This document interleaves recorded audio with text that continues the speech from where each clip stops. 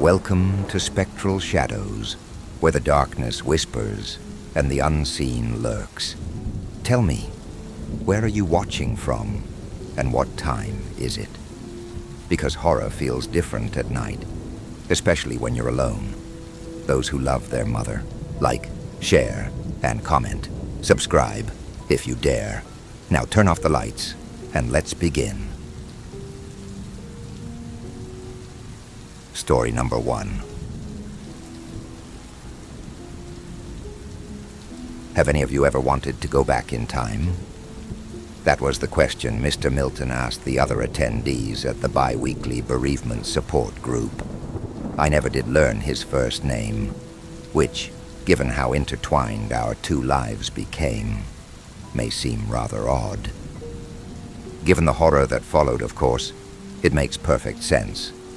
Besides, grief is a disarming thing, a thing impossible to describe. I could lie, like other sufferers, and offer a simplified explanation of the experience, could reduce it to a mere dulling or heightening of emotions. However, it's far more complex than that. Grief is a vulnerability which exposes that buried side of oneself, the ugly, that second ego, buried in some distant nook of the mind. You might not even believe yours exists, but it does, and the right kind of trauma can unlock it. That's what happened to me. It's what happened to Mr. Milton. In answer to his question, the facilitator of the group let a deep sigh free. Sure, I think we've all wanted to turn back the clock and see our loved ones again. Mr. Milton nodded, but said nothing. He continued looking down at his twiddling thumbs. The man was in his late 40s, sporting graying hair, a slight gut, and rimmed glasses. He was what some members of the group teasingly called fat thin, one of those sorts whose strength comes from hard labor and toil, rather than gym sets or healthy eating. Yet, in spite of his heavy-set form, the man always seemed paper-thin to me. Seemed a quarter there, as one member once whispered to me, whilst the rest of the grievers were half there. Mr. Milton was the worst of us. Does this mean you'd finally like to share with the group? The facilitator asked. This is your 5th appearance. You miss a few groups here and there, but I keep count. And listen, I will always respect your right to share. But how about you start with your name? The man shrugged. Mr. Milton will do, Lucy. She smiled. That's fine. That's great. It's just nice to hear you speak. Well, Mr. Milton, would you like to tell us a little bit about yourself? There's no pressure, of course. Mr. Milton grumbled. I think I'd rather listen, and I find it immensely helpful. Take Sarah, for instance. My eyes widened, and I, having been stuck in an absent-minded state until that moment, tuned more attentively into the conversation. Why did he say my name? Your story, Mr. Milton continued, with magnified eyes studying me. It was so like my own. The emotions you described, the resentment, the anger. You're just like me. And I've needed to find someone like that. Those words really didn't sit well with me. Even written down, they seem untoward, threatening. Yet nobody swooped to my aid. As I said, grief is a disarming thing. We all assumed Mr. Milton to simply be like us, heartbroken. He wasn't himself. He could be forgiven for his oddities. My gut said otherwise, and I should have trusted it. I shifted uncomfortably in my seat. Well, I'm glad my story, helped. I'm so sorry about your father. Mr. Milton continued softly. Losing a parent is... I'm sorry. Losing anyone is hard, I mumbled. Do you mind me asking who? My wife, Mr. Milton hoarsely interrupted. But that's enough, okay? Lucy nodded hurriedly, interjecting the moment our conversation risked becoming heated. As I said before, Mr. Milton, there's no pressure to share, but I'm so glad you've opened up a little bit today. You're right. Listening to others is helpful. I just want you to know that we're here for you, too. That's nice," the man coldly whispered. His gaze still hadn't unglued from my face, and I was starting to feel quite unsafe. "We're all here for each other." I don't know whether the other members of the group were simply unaware of Mr. Milton's sudden and alarming fascination with me, or turning a blind eye, given the nature of the group, the nature of our collective trauma. Whatever the case, for the remaining half-hour of the session, I barely focused on anything the other members of the group were saying. I looked at the floor and tried to ignore Mr. Milton's unhealthy stare. At 9 o'clock, when the session wrapped up, I hurried across the town building's blackened car park.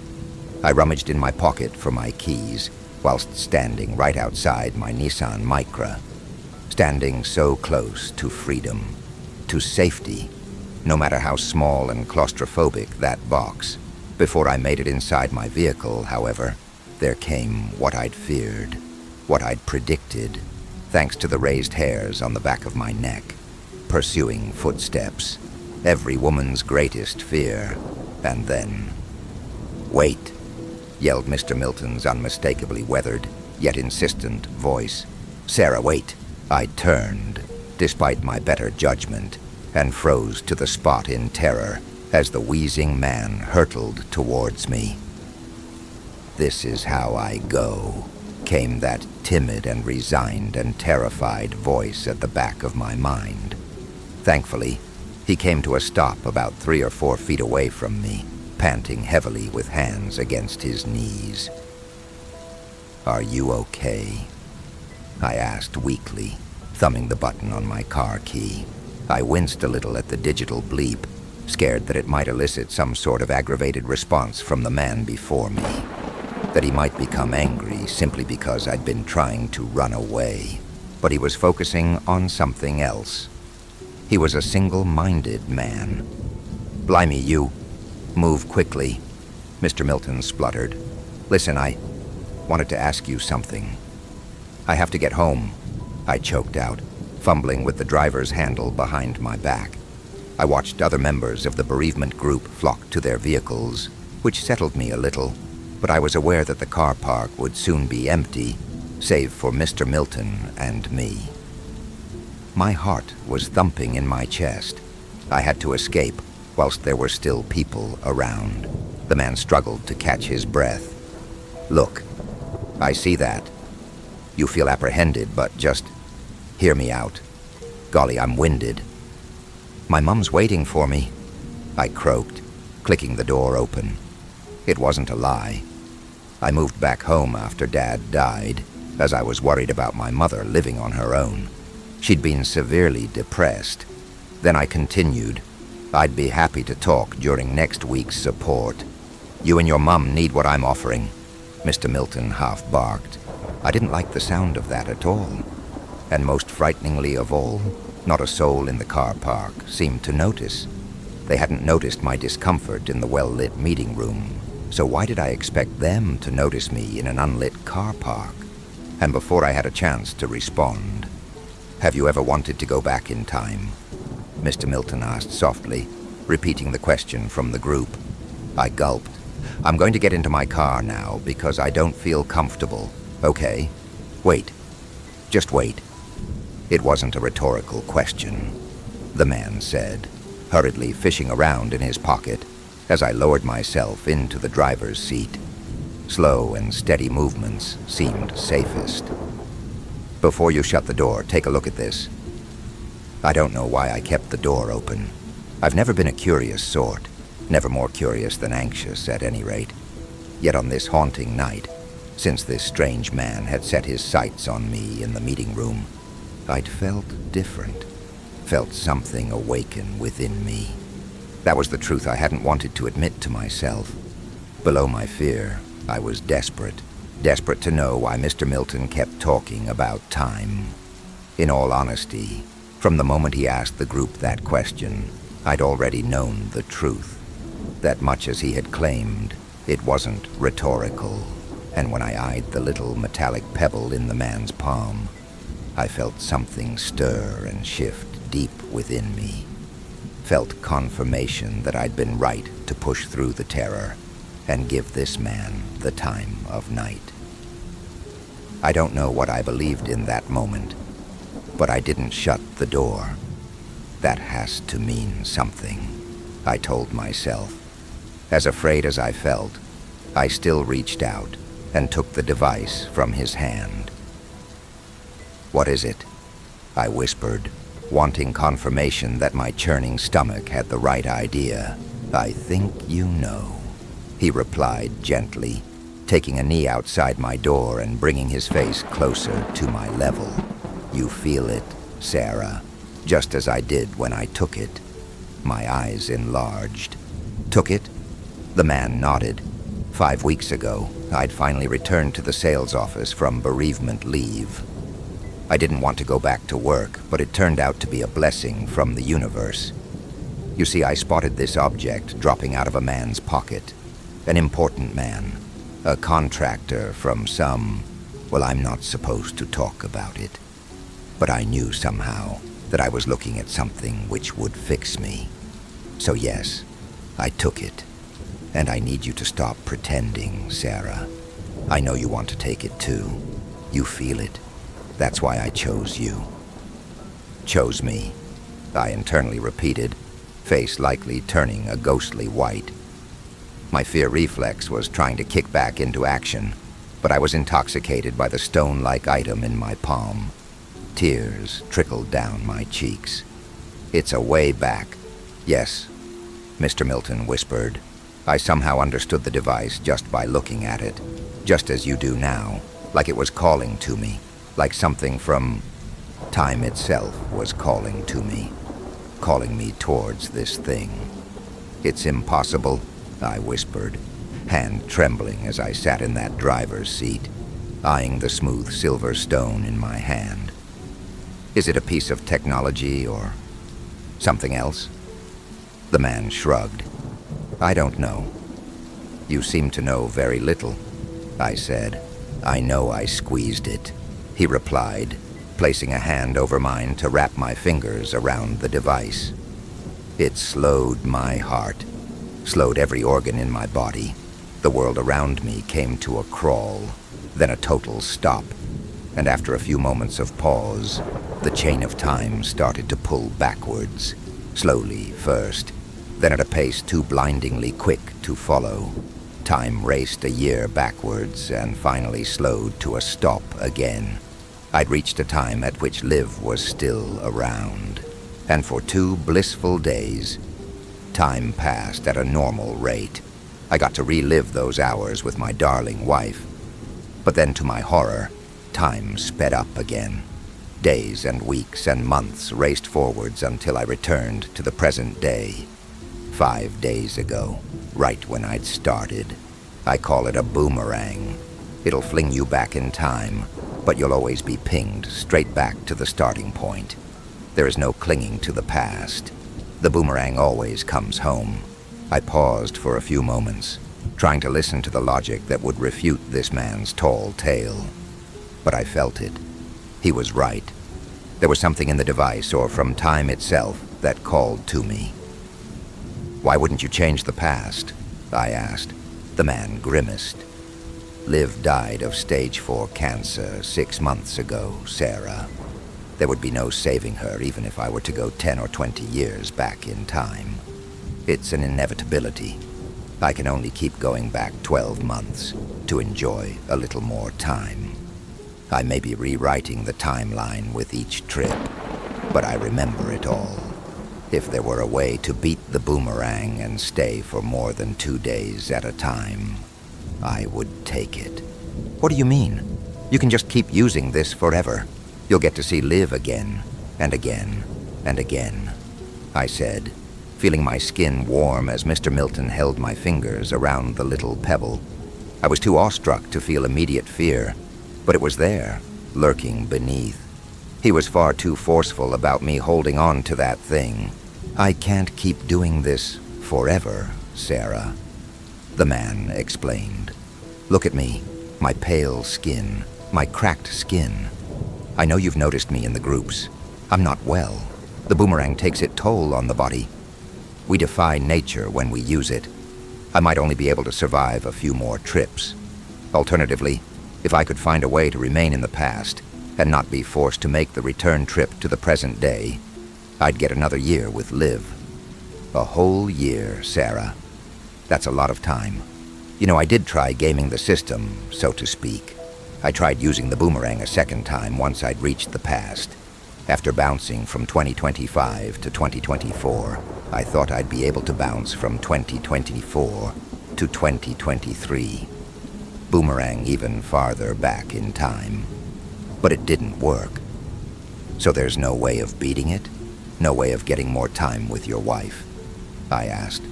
Is that why you're giving away such a precious thing to me? Mr. Milton smiled gently but disingenuously. I will never give up, Sarah. I just want help. Help from somebody I can trust to not steal this precious thing from me. I suppose I want a fresh set of eyes. Maybe you'll see something I've missed. Some way of spending more time with Liv. Of course, you're right that taking a short break might be good for me. Maybe my body will heal. Maybe I'll survive several more trips with the boomerang. Get more time with her. So what do you say, Sarah? Do you want to use it? How could I say no to even a second of extra time with my dad? I asked. Upon my acceptance, Mr. Milton became a little teary-eyed. I've spent weeks looking for someone to help. You've made me happier than you'll ever know, Sarah. Just make sure you keep the boomerang on your person, okay? I once left it on a coffee table, and I was walloped by both a headache and severe nausea once I stepped away from it. I don't know what would have happened if I'd kept my distance for too long. Fortunately, the symptoms abated once I rushed over and picked it back up. I felt my heartbeat begin to slow, and Mr. Milton seemed suddenly to be speaking glacially. Everything was moving glacially, including the upturning of his untrustworthy lips. It's happening, Sarah. You'll see your father soon. You said he died in October of 2024, right? Well, the boomerang will take you back to last June. 4 months before he died. You'll have more than enough time to see him again. Maybe I'll be able to save him, I whispered. Mr. Milton continued smiling that salesman's smile and nodded. Maybe, and then the wheel of time finally braked. The man froze with that dreadful expression eyeballing me, and the world fell silent. The cars stopped in the road. If my heart had been capable of racing, it would have. I've never been so frightened, so uncertain of my own decision. Moments later, all was reversing. Even me. Time ripped backwards, and I unleashed a backward scream of horror as my own body retraced its steps. Retraced days, then weeks, then months of steps. And as the world rushed past me in an even quickening blur, my ability to scream eventually diminished. My ability to do anything diminished. I was helpless, a rewinding videotape, aware only of pounding pain and the existential terror of losing one's free will. I felt broken in the face of this existential power, yanking me backwards through time. I believed the trip would kill me.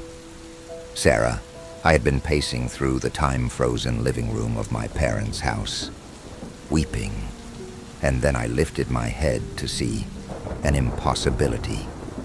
Not only that time speed had returned to normal and had started to pass forwards again, but, Dad, I whispered. Mr. Milton had been telling the truth. It was June of 2024. The boomerang had flung me a year backwards, flung me to a time at which my deceased father was still alive. A man who, 4 months from that moment, would die in a motorway collision with a drunk driver, after managing to convince my parents that my tears in the living room had just stemmed from a hormonal moment. I set my sights on the task at hand, saving my father from his fate. 4 months from then, I tried to convince him to sell the car. I couldn't think of any other way to prevent a catastrophe that would take place 4 months from that moment. I thought of the butterfly effect, that if he changed something as drastic as his vehicle, Maybe he'd never end up on that road in October. Never be killed by that inebriated lunatic. But Dad said his current car was fine, and that he didn't have the money for an upgrade anyway. Wouldn't until, at the very least, the end of the year. That caused my stomach to lurch, but I told myself that even something as small as having that conversation with him might alter the course of history, might prevent him from driving along that fatal road in 12 weeks. Instead, I decided to cherish the time we had together. Take a page out of Mr. Milton's book. We played football in the garden, which was something that amused my mother, a 20-something and 50-something kicking a ball around haphazardly on the grass. And, in my defense, I could feel time starting to pull me forwards again. Things were starting to move too quickly, but that was okay. I would ask Mr. Milton to use the boomerang again. I would see my dad as many times as I could before I started to feel the toll on my body. However, then came the nightmare that would make me swear to never turn back. The clock again. I saw him through the slats of the fence surrounding my parents' garden. A black figure, like a silhouette, but one that had lost its clarity around the edges, had started to fuzz and buzz with a sort of paper-cracking frequency that pained my ears. I started to whimper, and my ever-quickening father noticed. "Upset that you're losing?" he teased, 1 foot atop the ball. "I think we're at 5-0 to me now." "You're just as bad as you were when she was a kid," Mum scoffed. "Let her score. Where would be the satisfaction in that?" Dad laughed. Then he stopped when he realized that my whimpering was genuine, and he turned to follow my gaze. "What the—" Dad whispered. Mum screamed. "What is that?" They could see him too, the buzzing, crackling, glitching silhouette beyond the fence.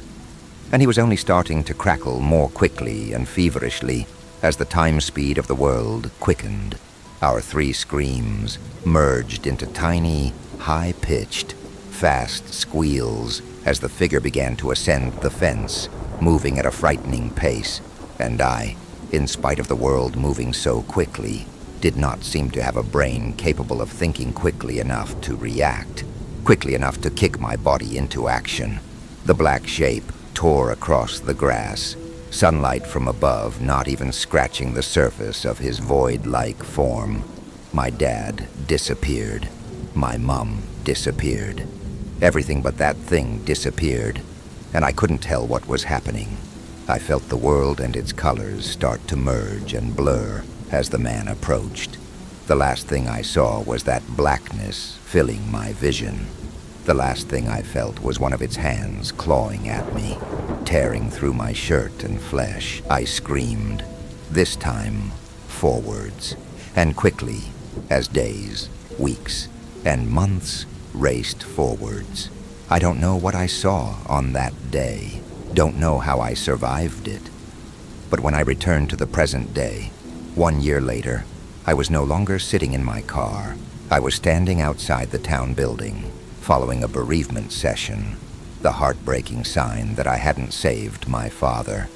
And Mr. Milton was standing in front of me. "You're back," he murmured. That was risky.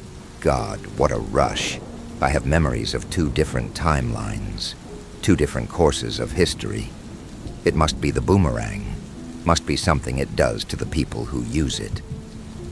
I was trembling as I handed the device back to him, and then I looked down at my blouse. With ginger hands, I lifted it to reveal 3 claw-shaped scars that had healed across my midsection. Mr. Milton's eyes widened. "What happened to you?" I started to blubber. It attacked me. "Why didn't you tell me about it?" "It?" the man asked, puzzled. "A silhouette," I wheezed. "A figure. It came for me." His eyes took their turn to widen. "You've been talking about that over the past weeks." "What?" I whimpered.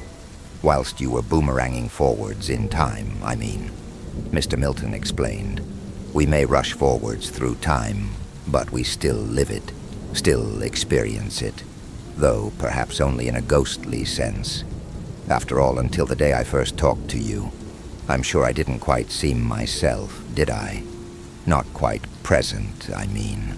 Anyway, you won't remember the new events of the past year for, anywhere from a few minutes to a few hours. It takes the brain time to catch up. It's hard to remember the things we've done whilst racing forwards at such speed. Anyway, you talked of a black shape watching you. Said that it tried to kill you in your parents' garden and disappeared into thin air once the boomerang started pulling you forwards. You were hazy about what happened after. Wait a minute, I interrupted. Why is my father still dead? You implied that, even though I moved at a speed too fast to remember, I still lived through the last year, right? Well, why didn't I do something in October to stop Dad from being killed by that driver? I had all of my memories from the future. I could have done something.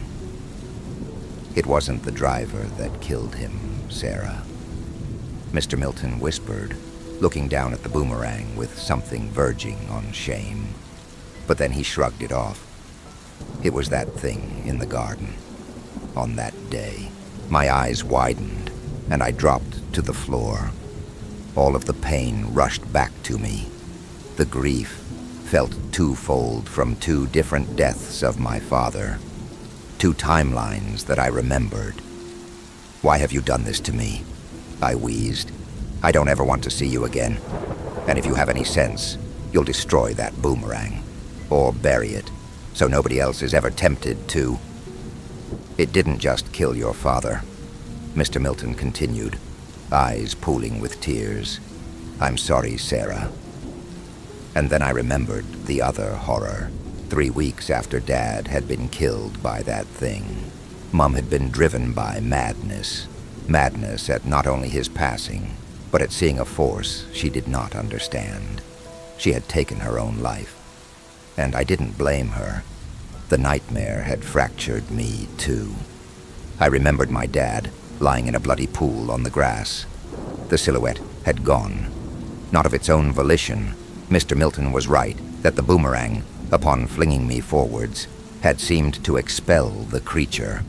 Moments before, it likely would have torn me to shreds, too. And I'm not being forthcoming with you, the man quietly admitted. I've seen this figure, too. Countless times. I looked up at him with eyes of rage. You didn't tell me. You just let me use that thing, knowing I was putting myself in danger, knowing I might. It never hurt me, Mr. Milton roared. It just watched, always watched, never touched. Like I said, I began, stepping down from the town building, eyes set on my car. I don't ever want to see you again. But your mother, he whispered. We've been talking about this for weeks. That as soon as you'd finished boomeranging back to the present, you would go back in time. Try to save them both this time. She was never meant to die. And you killed her, I screamed, face stained with tears. You came into my life 2 days ago, or what feels like 2 days ago, and you promised to bring my father back to me. Instead, you took both him and my mother away. We have to try, Sarah, Mr. Milton insisted, following me across the unlit car park once again. That was what you said. Why do you care? I cried, turning to face him. I didn't learn anything. I didn't find some way for you to get more time with your wife. That boomerang is going to kill you. One try was enough to nearly kill me. Listen, when your memories come back to you, and you remember the months of grief over your mother, you'll also remember that you wanted to try again. Mr. Milton said, maybe that ghostly half-present version of me wanted that. I said, you're right. I saw you during the sessions, zonked out and inhuman, and even now, when you seem fully present, you still give me the creeps, so don't come near me, ever. Keep it, Mr. Milton said, thrusting the boomerang into my hand. I'll see you at the support group in 2 weeks, and we'll talk more about how you're feeling then. I wanted to thrust the device back into his hands, but the man stepped aside, let me get to my vehicle, and I wasn't going to pass up the opportunity to finally escape from him. I got home, collapsed in bed, and rotted away there for the entire weekend. The device sat on my bedside table, mocking me, begging to be used again. But every glimpse of the red scarring on my stomach, whilst I showered, reminded me that the horror I'd endured was real, that I wasn't going to let that happen ever again. As the next 2 weeks went by, I focused on work and friends, focused on the hellishness of dealing with 2 sets of warring timelines in my head. My journey into the past had changed quite a few small things in my daily life, dynamics within relationships, and so forth. But I still remembered the old events of the past year. I hoped those old, outdated recollections of a dead timeline would pass in time. The worst part of this flooding of memories from the new timeline was that I realized Mr. Milton had been telling the truth. I did have an urge to use the boomerang again. An urge to save my mother, even after how horribly wrong it had gone with my father. But he was meant to die, I told myself. Mum wasn't, and that was what spurred me to do it. Mr. Milton pulled me aside at the end of the bereavement group session, and there was a smile on his face, even less pleasant than the first time. There was a smugness to it, too. "I knew you'd come around," he said before I'd even spoken a word. "A couple of weeks with the boomerang is all it..." "This will be the last time," I warned. "I'm going to find a way to save my mother, and then I'll never use it again. Okay? You do what you want with it, but never involve me." Mr. Milton nodded. "Do you mind, just before you go back, letting me use it? Letting me go on another trip to see my wife?" I frowned. Now I've used the boomerang. I remember everything, don't I? So, this time, if you change the timeline, I'll remember the old one, right? The man sighed. "Yes, Sarah. I'd rather not remember 3 different versions of the past year's history," I said. He groaned. "There are only ever minuscule differences, Sarah. Changing my history will hardly change yours, despite our living in the same city.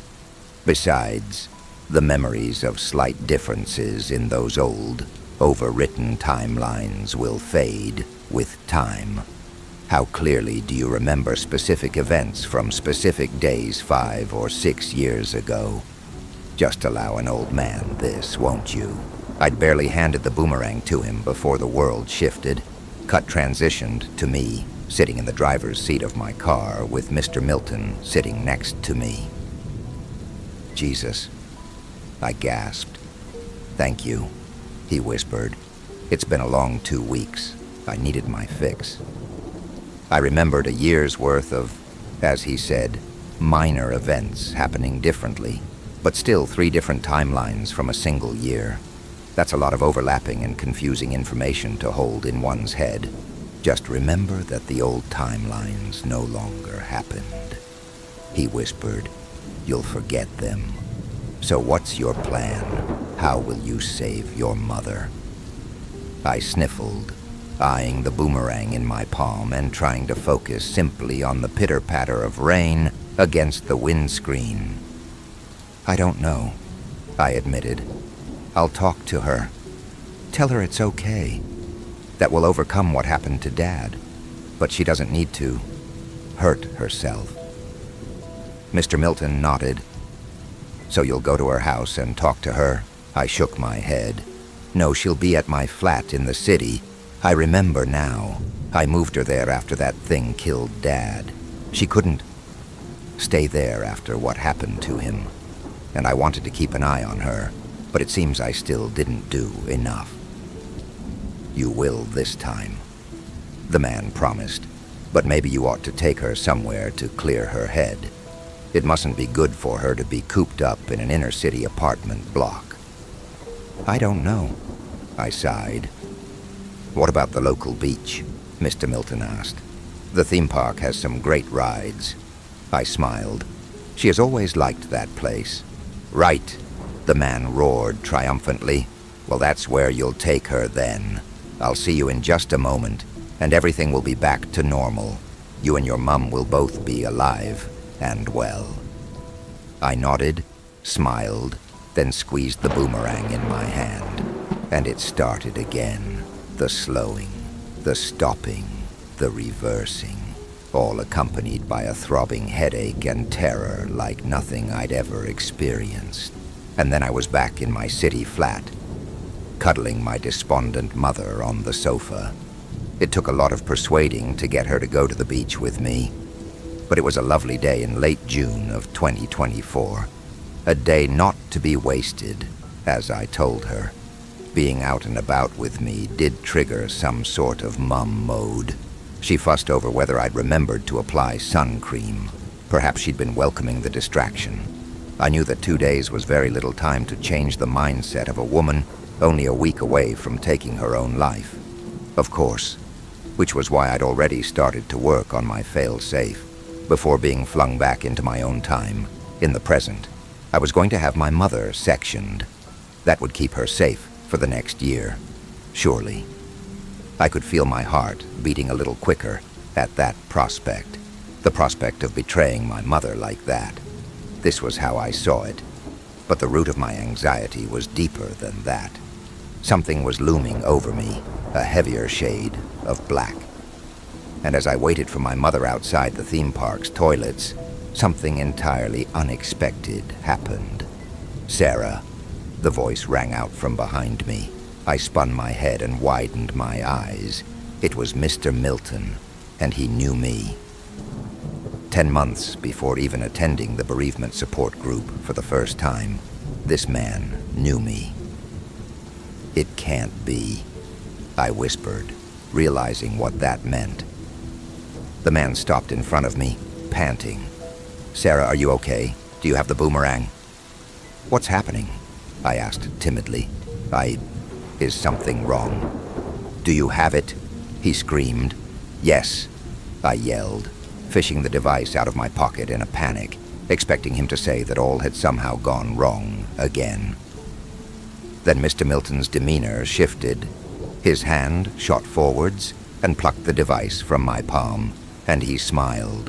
And that was when I took a closer look at him, saw his neck covered in gaping wounds, 1,000 tiny perforations, as if he'd started to rip apart at the seams. There were similar cuts on his hands, which were cradling my boomerang lovingly. When I thought about it, I realized that he'd been covering up his body with gloves, thick sleeves, and even a buttoned-up shirt at bereavement sessions. "How long have you been like this?" I whispered. "You were right. It's killing you. And how are you even here?" "This is before we met." He smiled. "It took weeks for me to find the right kind of person, a person desperate enough to use this thing. You have to be deranged to put your body through such torture, Sarah. Mentally unwell, like us." "What's happening?" I murmured. "I don't understand." "Well, it seems as if the future version of me told you to come to the theme park," he said. "And you did just that, making it easy for me to find you, easy for me to try something new." Then Mr. Milton dipped his hand into his pocket and produced a second boomerang. I felt my head strain, felt the world itself strain. These weren't two unique objects. It was the same boomerang. "That's a paradox," I whispered. "I'm counting on it." The man whispered. "Time whispers, Sarah. You just have to listen. Listen to the secrets it doesn't want us to hear." "What are you going to do?" I wheezed, massaging my head. "I need that back. I'm already starting to feel off." "I'm sorry, Sarah," the man hissed, seeming less human with each new meeting of him. "I'm going to use them both simultaneously, and if that doesn't work, I'll find a way to use 3, then 4, then 5. I need to confuse time itself. That is the way to beat it. This truth was spoken to me. Spoken to you? I scoffed. You've gone insane. I need more time with her. Mr. Milton panted. If this works, I'll boomerang to 2023, then back to this spot in 2024. And I'll trick time into thinking that this day is my present. Do you understand? I won't be sent back to 2025. Time will pass normally from this day, right now, June 2024. I'll get to enjoy at a normal speed these last 6 precious months with my beautiful wife. Please, I begged, head throbbing. Don't take it away from me. But Mr. Milton ignored me, and as he squeezed the 2 boomerangs, one in each palm, I became aware of a crackling in the air, that papery sound in my ears, became aware of a buzzing and fuzzing around the outline of his body, which was starting to darken, the silhouette. I shrieked as I contemplated what the malevolent man was going to do to me. Worse than the pain he had inflicted upon me by handing me the boomerang in the first place. He was leaving me there, that black shape vaporized. He became immaterial right before my eyes, slipping into some hidden crevice of the air, of reality itself. And then, mere moments later, I felt it. The headache, the nausea, all of the symptoms Mr. Milton had warned would come if I were to be too far from the device, whilst, as he called it, boomeranging. Again, I prepared to die. But there are more terrifying fates than even death, than even the crackling, silhouetted form of Mr. Milton, hunting me through space and time. My heart continued to quicken, and then began this terrifying new phase of my existence that I've come to call rubber banding. You see, without the boomerang in my vicinity, I did not ping back to the present day. I did not return to my normal life. Did not manage to see whether I'd saved my mother with that one lovely day at the theme park. Did not even see whether Mr. Milton had ever succeeded with his attempt to trick time and get to spend 6 more months with his wife. Instead, there came pain more tremendous than the agony I had endured during the original boomerang trip. The world soared past me again. There came an unfathomable blur of color and sound and cramping organs and the inability to scream, no matter how hard I tried. When time slowed to a crawl, I found myself in some wasteland of a city, some dystopian, uninhabited version of my home city. But what I feared more than the crumbling buildings and overgrown streets were the cut marks on my hands, running through my flesh, just like those on Mr. Milton. Time had physically torn through my flesh, and I feared I would become him, given enough time. You see, the boomerang had always pushed me through time within my own body, but now my body had clearly been removed from its time, and that horror was too much for even the universe to bear. After a few hours of lying in the rubble of some urban tip, sobbing at the impossibility of it all, the merciless teeth of time tore through my flimsy flesh again, punished me for my sacrilegious act against reality itself. The world swirled, and I found myself in the distant past, in Victorian London. My hands looked bloodier, more cut, more bruised. After another few hours of skulking and hiding in some ginnel, the world shifted again, and then I found myself here, back in the present. That was an hour ago. At first I thought maybe it had all come to an end. You see, I've returned to the present, even without the boomerang. You'd think that would mean time would flow naturally through me once more. But I still feel that quickening of my heart. Feel that another ping to some distant time, perhaps at the heat death of the universe, lurks just around the corner. And that terrifies me, as I won't survive more than another round or two of rubber banding. I'm covered in deep gashes across my body, and I think I might have some fractured ribs because I'm struggling to move. At first, the most haunting question was, what has become of the monster who used to be Mr. Milton. Now it is, how long before time rips me to shreds. Story number 2. The demonic nun Valak was just about to reveal itself in the painting when I hit pause on my laptop. Not because I was scared, hell no, but because nature was calling, and it was calling loud. I'd been putting off this bathroom break for the last 20 minutes of The Conjuring 2, telling myself I could hold it until the credits rolled. Bad decision. Now I was practically dancing in my desk chair, my bladder about, ready to burst like a water balloon. My apartment was a typical 2-story rental in suburban Ohio. Nothing fancy, but it had character.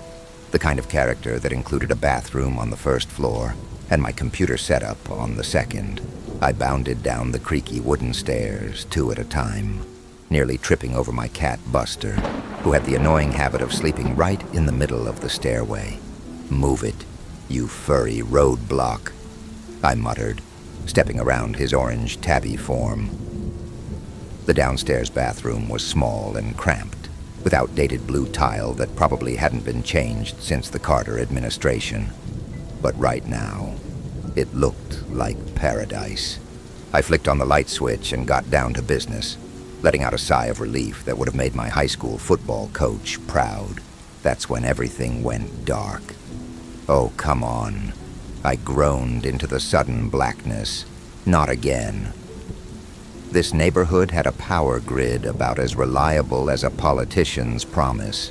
The electricity went out at least twice a month, usually during storms, but sometimes just because the universe had a twisted sense of humor.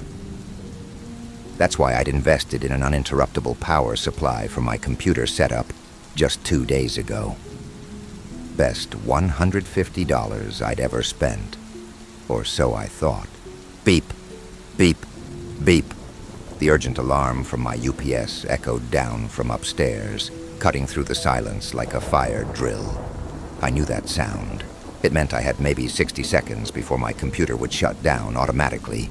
60 seconds to save my work, close my programs, and prevent any potential hard drive corruption. I yanked up my jeans, not bothering to button them properly, and stumbled through the pitch-black living room.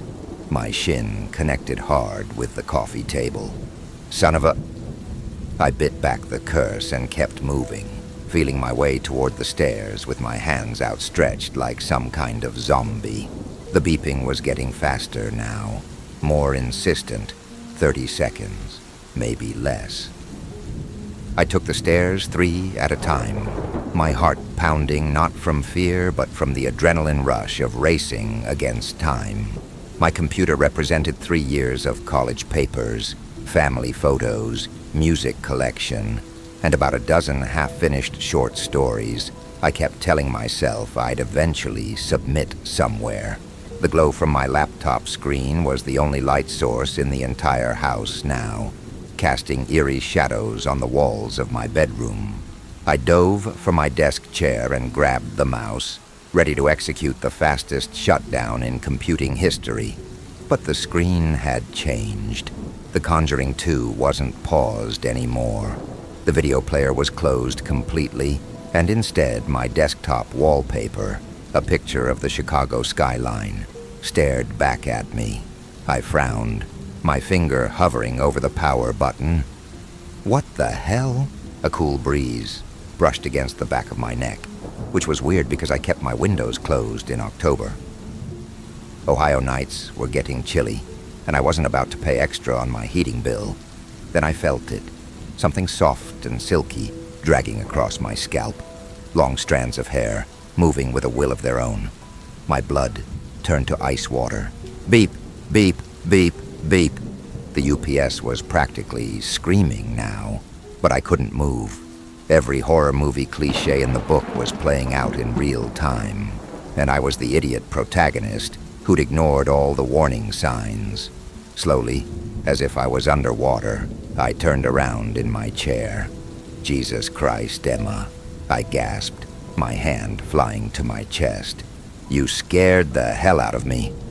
My girlfriend stood behind me in the doorway, her long brown hair catching what little light emanated from the laptop screen.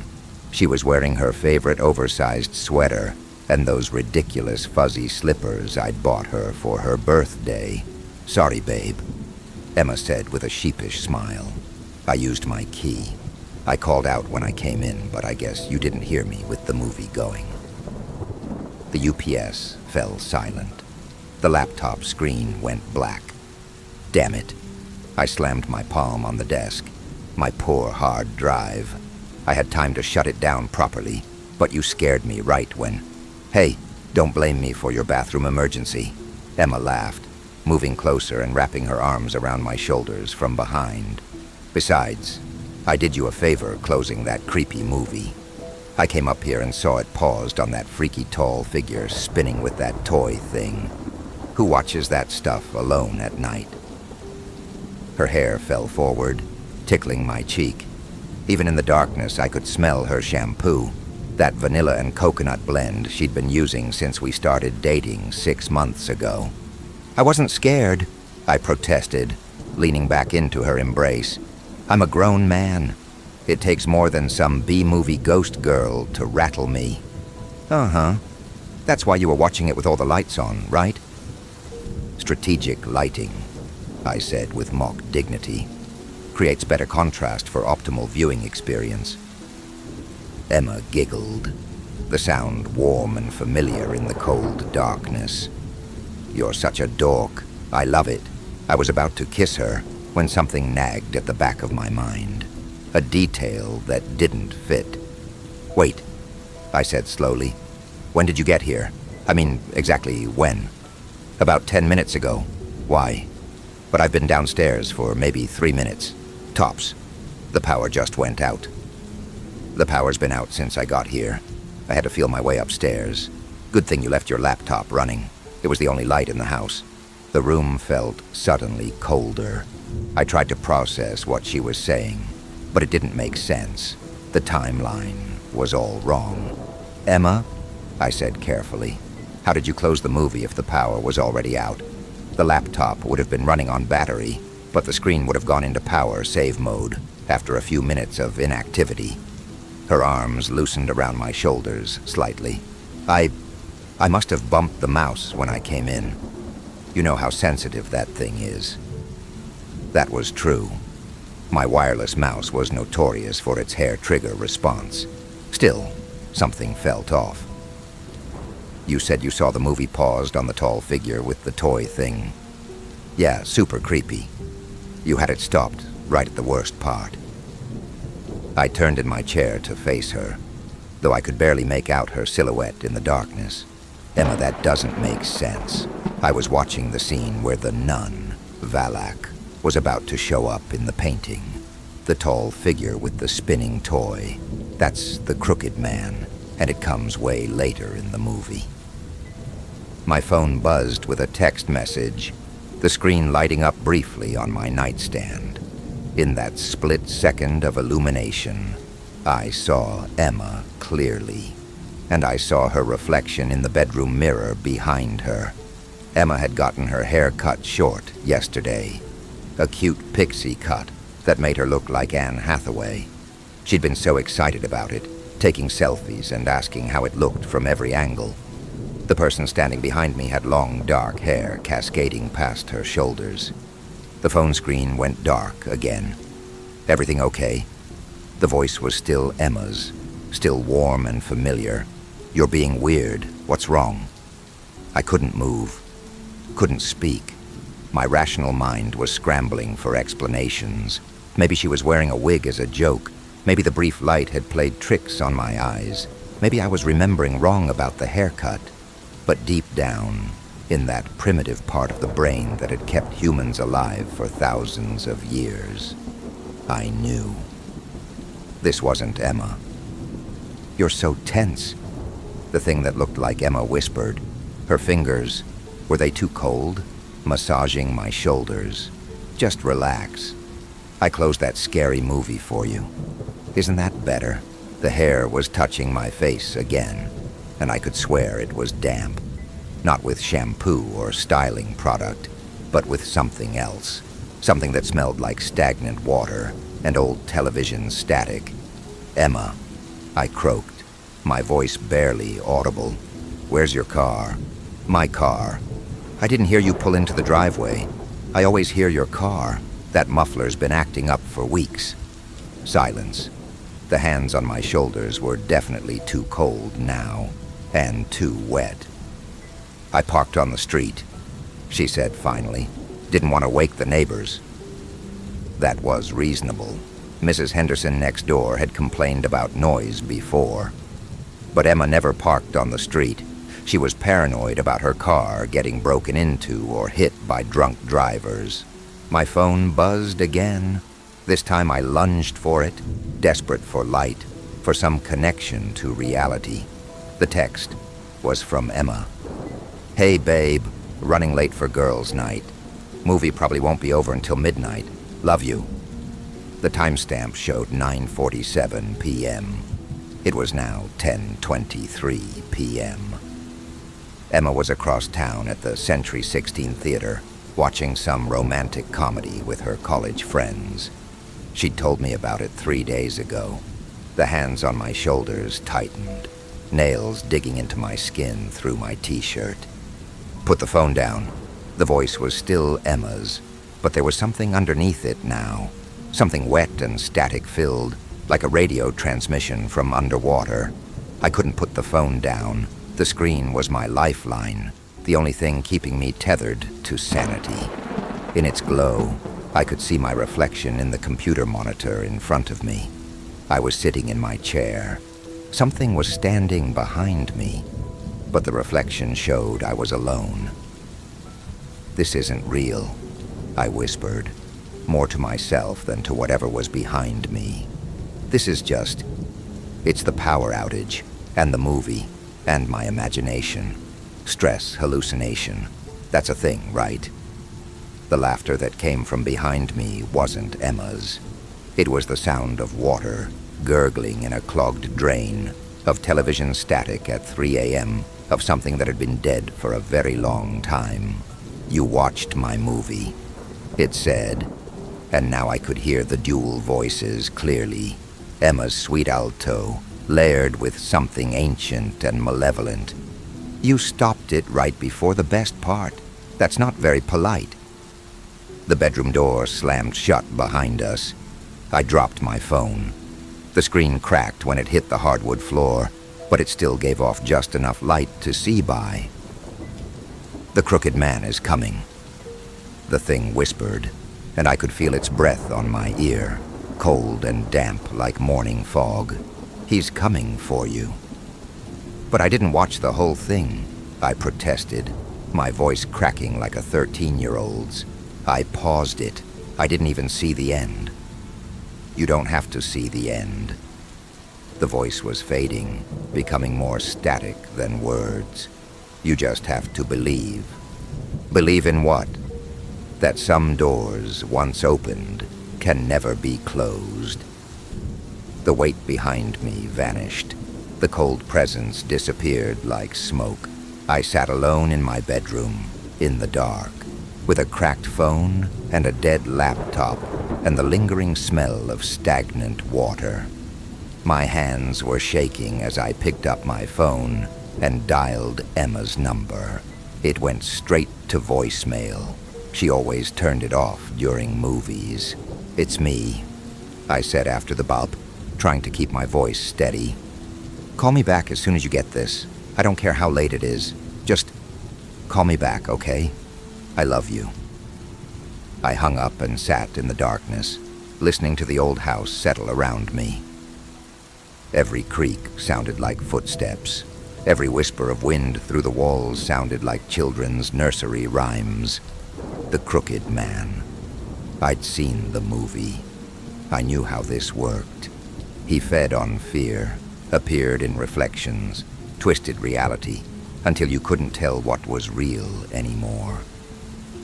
The Warrens had barely been able to stop him in the film, but as I sat there, waiting for the power to come back on, waiting for Emma to call me back, waiting for my heart rate to return to normal, I realized something that made my blood run even colder. I'd never actually put the DVD in my laptop.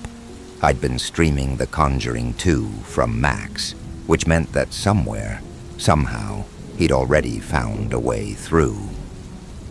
The power flickered back on at 11:47 p.m. My laptop rebooted automatically, and the familiar Windows startup sound filled the room. Everything appeared normal. My desktop wallpaper, my icons, my files, all exactly where I'd left them. But when I opened my browser to check my Max history, there was no record of me watching The Conjuring 2 that night. Instead, there was a single entry I didn't recognize.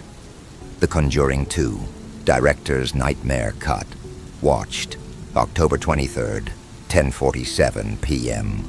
Duration, 7 minutes, 23 seconds. Status, incomplete.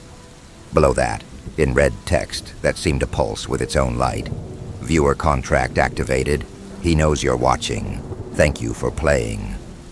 I slammed the laptop shut and didn't open it again for 3 days. But it didn't matter. He was already inside. Day 3, the mirrors started showing him first. Just glimpses at the edge of my vision. Impossibly tall, unnaturally bent, that awful crooked smile. I covered every reflective surface in my apartment with towels and sheets, but it didn't help. He was in the chrome faucets, the surface of my coffee, even the black screen of my powered-off phone. Emma came over on day 2, worried because I hadn't been answering her calls. She looked exactly like she had that night. Short pixie cut, concerned brown eyes, the same vanilla and coconut scent. "You look terrible," she said, touching my forehead. "When's the last time you slept, or showered, or ate something that wasn't energy bars and coffee?" I wanted to tell her everything, about the movie, about the thing pretending to be her, about the nursery rhyme that was stuck in my head like a broken record. But how do you explain something like that without sounding insane? Just a rough week at work, I lied. Big project deadline. She stayed with me that night, curled up against my side in bed, her breathing soft and even. I didn't sleep. I couldn't risk closing my eyes, couldn't risk letting my guard down. At 3:33 a.m., her phone buzzed with a text message. There was a crooked man, and he walked a crooked mile. The message was from Emma's own number. I shook her awake. "Emma, who has access to your phone?" "What?" She sat up, groggy and confused. "Nobody. Why?" I showed her the message. She stared at it for a long moment, then looked at me with an expression I'd never seen before. Part concern, part fear. "I didn't send this." "I know you didn't." "Then who?" She stopped mid-sentence, her eyes widening. "Oh my God, look at the screen." The message was gone. In its place was a single word, repeated over and over until it filled the entire screen. Crooked, crooked, crooked, crooked, crooked. Emma threw the phone across the room like it was on fire. "What the hell is happening?" she whispered. I pulled her close, breathing in her scent, memorizing the feel of her in my arms. "I'm not sure you'd believe me if I told you." But I told her anyway. Everything. The movie, the power outage, the thing that had pretended to be her, the 7-day countdown that was now down to hours. When I finished, she was quiet for a long time. "So," she said finally, "you think this demon thing is going to come out of a screen and kill you?" It sounds crazy when you say it like that. It sounds crazy any way you say it. She sat up and looked at me seriously. "But I believe you." "You do? You're the most rational person I know. You don't believe in ghosts or demons or any of that stuff. If you're this scared, something real is happening." She paused, chewing her lower lip the way she did when she was thinking hard.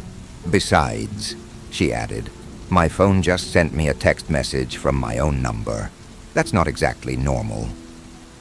We spent the rest of the night researching. Emma made coffee while I searched every corner of the internet for information about the Crooked Man, demonic manifestations, and ways to break supernatural curses. Most of it was garbage. Forum posts by teenagers trying to scare each other. Creepypasta stories that were obviously fiction. Conspiracy theories about government mind control experiments. But buried in an obscure paranormal research blog, I found something that made my heart skip. Demonic entities that manifest through media, feed on fear and recognition. Each viewing strengthens their connection to our reality. The Crooked Man, in particular, exists in the spaces between dimensions. He uses nursery rhymes and children's games as anchors to our world. The only way to sever the connection is to complete the ritual that binds him, not run from it. "What does that even mean?" Emma asked, reading over my shoulder. I stared at the screen, pieces clicking together in my mind. The movie I watched, it wasn't just a streaming copy of The Conjuring 2. It was something else. Something that used the movie as a doorway. A doorway to what? To here. To our world. I turned to face her. "Emma, what if the Crooked Man isn't just a movie monster? What if someone actually summoned him, filmed it, and now it's spreading through streaming platforms like a virus?" She started to dismiss the idea, then stopped. "Actually, that's terrifying. 10:30 p.m. An hour and a half until midnight. Every screen in my apartment was covered or unplugged. But I could feel his presence growing stronger. The temperature had dropped at least 10 degrees, and there was that smell again. Old wood and something sickly sweet, like rotting flowers. Emma held my hand as we sat on my couch, as far from any reflective surface as we could manage. "Maybe he won't come," Emma whispered. "Maybe covering the screens worked. Maybe." But I knew she was wrong. I could feel him watching us, waiting. He didn't need a screen anymore. He was already here, in the spaces between seconds, in the pause between heartbeats. 11:58 p.m. The power went out. In the darkness, I heard the familiar sound of my laptop booting up, even though I'd unplugged it hours ago. The screen cast an eerie blue glow across the room. Words appeared, typing themselves letter by letter in a child's handwriting. There was a crooked man, and he walked a crooked mile. He found a crooked sixpence upon a crooked stile. He bought a crooked cat, which caught a crooked mouse. And they all lived together in a little crooked house. Emma's grip on my hand tightened, and "Don't look at it," she whispered. "Don't give it what it wants." But I had to look. I had to see. The screen flickered, and there he was, impossibly tall, bent at unnatural angles, wearing Emma's face, but wrong, all wrong. His smile was too wide, his eyes too dark. "You stopped my game," appeared on screen in that same childish scrawl. Very rude. "But I'm not unreasonable. I'll make you a deal." "Don't listen to it," Emma said, but her voice sounded far away. "Give me what I want, and I'll leave you alone. All I want is to finish my nursery rhyme. Let me tell it through you." The room was getting colder. Frost was forming on the windows. "Just say yes, and all of this ends. You can go back to your normal life. You can keep your Emma. All you have to do is let me in." The cursor blinked, waiting for my response. Emma was saying something, but her words were distorted, like she was speaking underwater. The only clear thing in the room was the screen and the thing looking out at me from inside it. "I know you want to say yes," he typed. "I can feel it. You're tired of being afraid. You're tired of fighting something you can't understand. Just let go. Let me in. Let me..." "No." Emma's voice cut through the static in my head like a knife. She lunged forward and slammed my laptop shut. her hands burning from the cold radiating off the screen. The room plunged back into darkness. She shook me by the shoulders. "Look at me." I blinked, focusing on her face in the dim light coming through the window. Her real face, warm and alive and completely, utterly human. He was in my head. I whispered. I almost said yes. "But you didn't." Emma pulled me into a fierce hug. "You didn't, and that's what matters." The clock on my wall chimed midnight. Nothing happened. We waited in the darkness for another hour, but the presence was gone. The cold lifted. The smell of rotting flowers faded away. When the power came back on at 1:23 a.m., my laptop wouldn't boot. The hard drive was completely fried, not corrupted, but physically destroyed, as if something had burned it out from the inside. We never did figure out what had really happened that week. The official explanation was that I'd had a stress-induced breakdown triggered by a power outage, and too many horror movies. Emma went along with it, even though she'd experienced some of it herself. But sometimes, late at night, when I'm browsing the internet, I'll come across a forum post or a social media comment that makes my blood run cold. Has anyone else seen that weird version of The Conjuring 2 that's been going around? It's not the regular movie. It's like a director's cut or something. Really messed up. I watched it last week and I swear I keep hearing nursery rhymes. My friend sent me this link to a streaming site with a bunch of rare horror movies.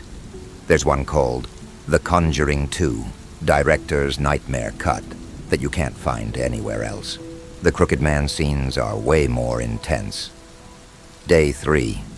I know it sounds crazy, but I think he's real. There was a crooked man, and he walked a crooked mile. I can't get it out of my head. If anyone else has seen the video, please tell me there's a way to. Those posts never get finished, and sometimes, just sometimes, I'll notice that the user who started the thread joined the forum exactly 7 days ago. I've stopped clicking on those links. Some doors, once opened, can never really be closed, but they can be walked away from, and sometimes that's enough. Story number 3. Somewhere past High Springs, we turned off the 2-lane highway onto a dirt road that barely counted as a road at all. It led straight into the woods. I was driving while Arai studied a map on his phone. He'd told me he was bored with Devil's Den, and the other springs were too crowded this time of year, full of locals trying to keep cool. Hell's Gate, he said, would be better, quieter. I'd never even heard of it. Rai explained it was an underground spring inside a dry cave, like Devil's Den, but deeper, more dangerous. The site had been closed for decades after several divers got lost and never came back. That didn't really scare me. Rai had logged more dives than I could count. Caves, wrecks, springs. He'd done it all. I trusted him. We drove deeper into the woods. Up ahead, a weathered sign came into view. Danger. Keep out. I glanced over at Rai. He just smiled. Not if you know what you're doing. A little farther on, we bumped over an old wooden gate that had fallen across the road, half rotted and eaten through by termites. The dirt track ended in a small clearing, thick with green ground cover. Rai told me to stop. I looked around, confused. There was nothing here. "We're here," he said, grinning as he jumped out of the car. For a second, I wondered if he'd lost his mind. But when we stepped into the clearing, I saw it. An opening in the ground, no bigger than a backyard pool, with stringy vines and moss draping down from the edges. We crept closer, step by careful step, until we could feel the edge beneath our feet. Peering over, we looked down 30 feet at crystal clear water. "Wow," I said. The midday sun cut through the opening, lighting the cave below like something from another world. A battered old diving platform floated on the water. "How do we get down there?" I asked. Rye poked through the hanging greenery at the rim. After a minute, he tugged out an ancient-looking rope ladder, slick with mold and frayed. Honestly, jumping might have been safer. He let it unroll. It clattered as it unraveled and stopped about 4 feet shy of the platform. Rye grinned. "Come on, let's get our gear." We went back to the car, stripped down to our swimsuits, and hauled our dive gear to the edge. After running through our checks and gearing up, I asked, "So, what's the plan?" He winked. "Simple. Don't get lost. Don't die. Ready?" Rye went first, climbing down the rope ladder. It groaned under his weight, even though he was lean. If there had been solid ground at the bottom, I'm not sure I would have followed, but it was water, so I did. Up close, the platform was in worse shape than it looked. The boards sagged. Some were spongy with rot. It felt like you could fall through in spots. I gazed at the cavernous space in awe. The sun cut down through the opening like a magic flashlight, revealing submerged cave formations. The sound of dripping water echoed through the chamber. "It's like stepping into another world," I said. Rye tied the dive line to the platform, checked his gear one last time, and said, "Don't pet anything with teeth." Then he pulled on his mask and fins and jumped in. I followed. My dive light pierced the aquamarine glow. Around me, formations loomed like ruins from a forgotten world. I was too mesmerized to notice Rye had already disappeared into one of the tunnels. I grabbed the dive line and followed. Without the sun, the light faded quickly. My dive light sliced through the growing darkness. The only sound was the slow whoosh of my breathing. I kept one hand near the guide line, letting it drift in the current as the tunnel narrowed. Then I saw something on the wall to my right. Deep gouges in the stone, long parallel scratches, almost like claw marks, big ones. I stopped, stared. What the hell could have made those? I tugged the dive line. A moment later, Rye tugged back, steady, reassuring. "Okay," I told myself. "I'm just being silly." I kicked forward. The tunnel narrowed to a tight squeeze. My gear scraped the limestone. My pulse thudded louder in my ears. That kind of reaction was normal, but that didn't make it easier. Getting stuck was every diver's nightmare. After a few tense seconds, the passage opened. I floated into a vast chamber, far larger than the one above. I swept my light across the void, but it didn't touch anything. No ceiling, no floor, just open, black water in every direction. I wasn't panicking, not yet, but I'd be lying if I said I felt calm. I wanted to get to Rye. I grabbed the line and tilted downward, then dumped some air from my BCD. My vest hissed softly, and I sank deeper into the black. The only light came from my torch, cutting a narrow path through the dark. I kicked slowly, following the dive line through the silent water. The pressure built around me. My breath, loud in my ears now, was the only sound as I descended into whatever waited below. After what felt like forever, the bottom finally came into view. A wave of relief. At least it wasn't bottomless. But the moment my feet touched down on the sand, that relief vanished.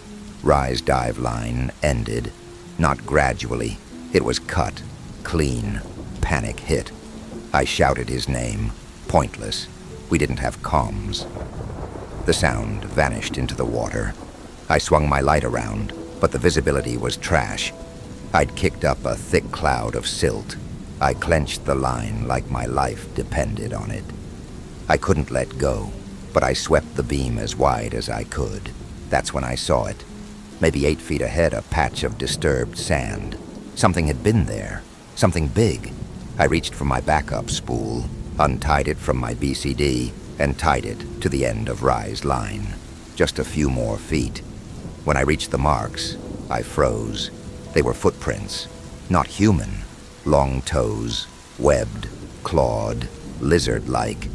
What the fuck? My mind screamed to get out. I yanked myself back to the main line, kicked hard. I just wanted out. Then something massive brushed against me. I felt it. Pressure, movement, size. Bigger than Rye, bigger than me. I dropped my dive light. I was alone in the dark. I clung to the line. My light was gone. My breathing turned ragged and loud. I started following the line back, hand over hand, kicking slowly. Every few feet, I paused. All I could hear was my heartbeat and the hiss of my regulator. Then I felt it, a slight tug on the line behind me. I froze. Something was back there. I didn't look, couldn't. There was nothing to see. I started moving faster, fingers burning on the rope. I kicked harder. Silt clouded around me, but I didn't care. The rope shifted again. A rush of water swept past me, too fast, too strong, like something huge had glided by. I wanted to scream, but all that came out was a strangled gasp. I reached the tunnel entrance and was about to pull myself inside when I felt something slimy slide between my legs. I yanked them up and kicked. My fins struck something solid. Panic exploded. I thrashed forward. If I could just reach the squeeze, maybe I'd be safe. I made it to the narrow part, too tight for gear. I couldn't risk getting wedged in. I took 3 deep breaths and shucked out of my rig. One final look back. Nothing but black. I forced myself into the squeeze. Water dragged at me. The rock pressed in on all sides. Then, 2 rough hands grabbed my ankles. I kicked. Again. It pulled me back. My lungs screamed. My chest burned. Then, nothing. I woke up, gasping. Air. I had air. I was coughing it in like a drowning animal. I was lying on the platform. The water around me was still, and in the shadows beneath the platform, something moved. A head broke the surface, eyes too far apart, slick-scaled skin. Then it slipped back into the depths. Gone. I didn't imagine it. I know I didn't. It had saved me. But why? Now I'm sitting in my car, shaking. Rye is gone. I should call for help. I know that. But what do I even say? That we broke into a closed cave system? That we went diving where we weren't supposed to? That I saw something that shouldn't exist? Something that saved me? Who would believe me? Story number 4. To understand, you need to know my situation. It's not unique. I'm a young guy, working a dead-end minimum wage job that requires me to be up before the sun. If I'm late, my pay gets docked. No exceptions. I live in a small, cheap apartment on the 5th floor of a pre-war building that's seen better decades. The plumbing groans, the floors creak, and the windows rattle when the wind blows just right. But it's what I can afford. The most important thing in my life. The thing my entire precarious existence balances on is a good night's sleep. And for the last few weeks, something has been stealing that from me. It happened about a month ago, and I still can't clear my mind of it.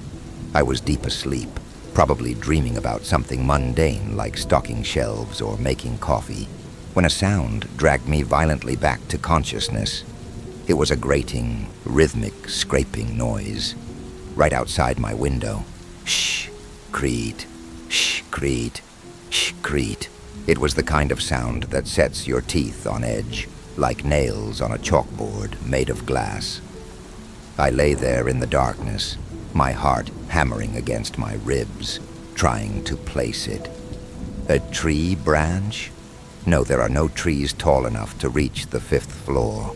I glanced at my alarm clock. 3:17 a.m. Shh-creet, shh-creet. It was slow, deliberate, and undeniably human. Someone was out there, on the 5th floor, My mind raced through a dozen impossible, terrifying scenarios. Finally, fueled by a mix of fear and angry exhaustion, I slid out of bed and crept to the window. The thin curtains were drawn, but the sound was coming from directly behind them. I took a deep breath, grabbed the edge of the fabric, and pulled it back an inch. There was a man out there. He was old, with deep cavernous lines etched into his face, wearing a set of faded gray workers' coveralls.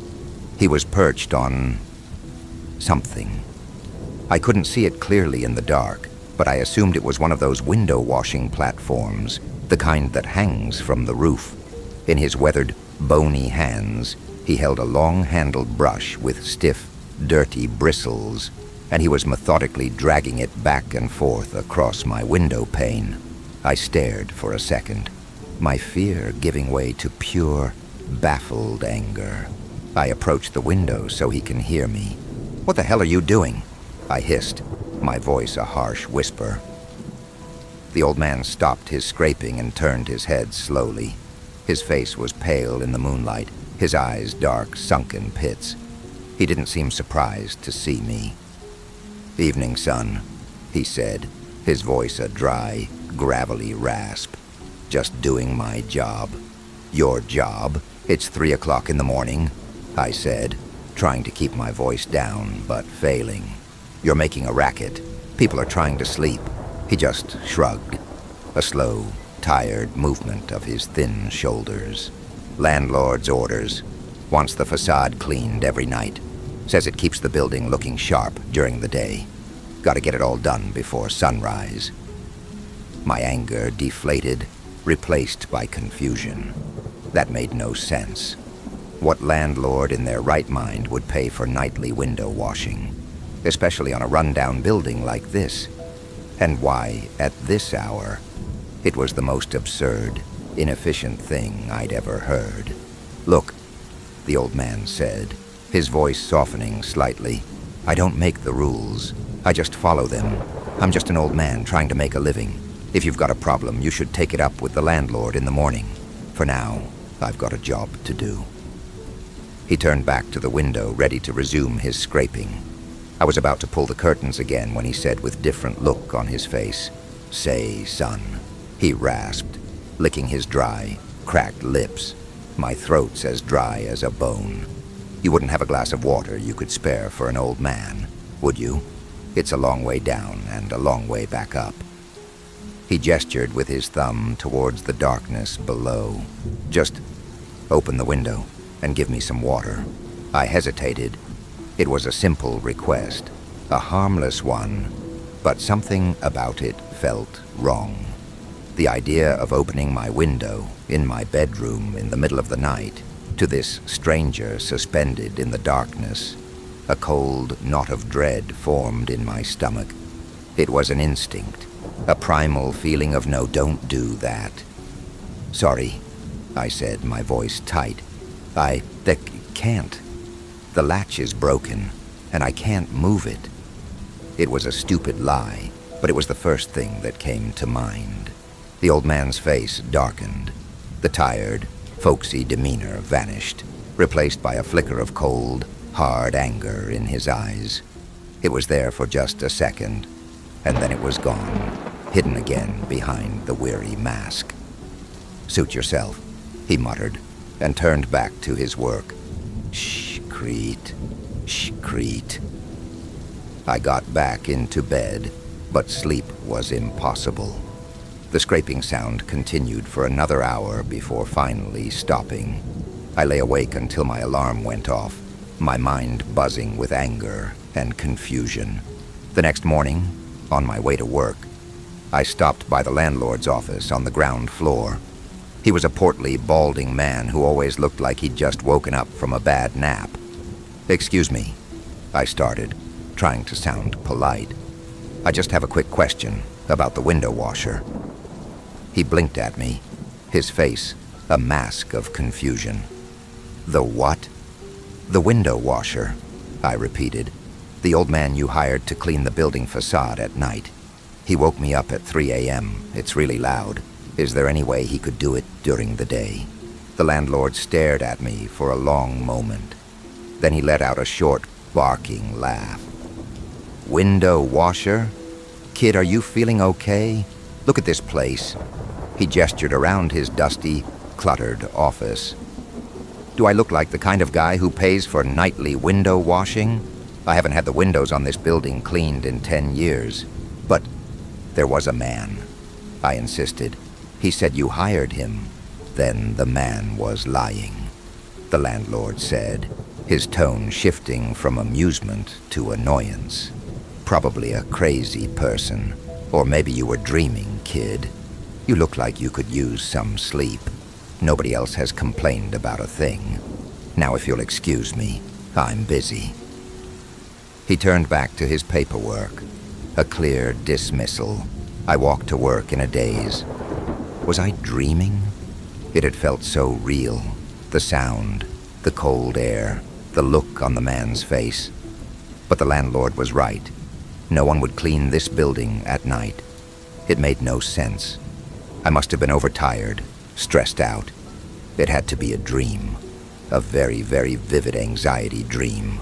I managed to convince myself of that for the rest of the day. But that night, I went to bed with a sense of gnawing dread. And sure enough, at 3:24 a.m., I was woken by the same sound. Shkreet, shkreet. I sat bolt upright in bed. My heart was pounding. This wasn't a dream. This was real. He was back. I got out of bed, my fear now mixed with a cold, hard anger. I marched to the window and ripped the curtains open. He was there. The same old man. The same faded coveralls. The same relentless scraping. He looked even more comfortable tonight, perched on his invisible platform, like he belonged there in the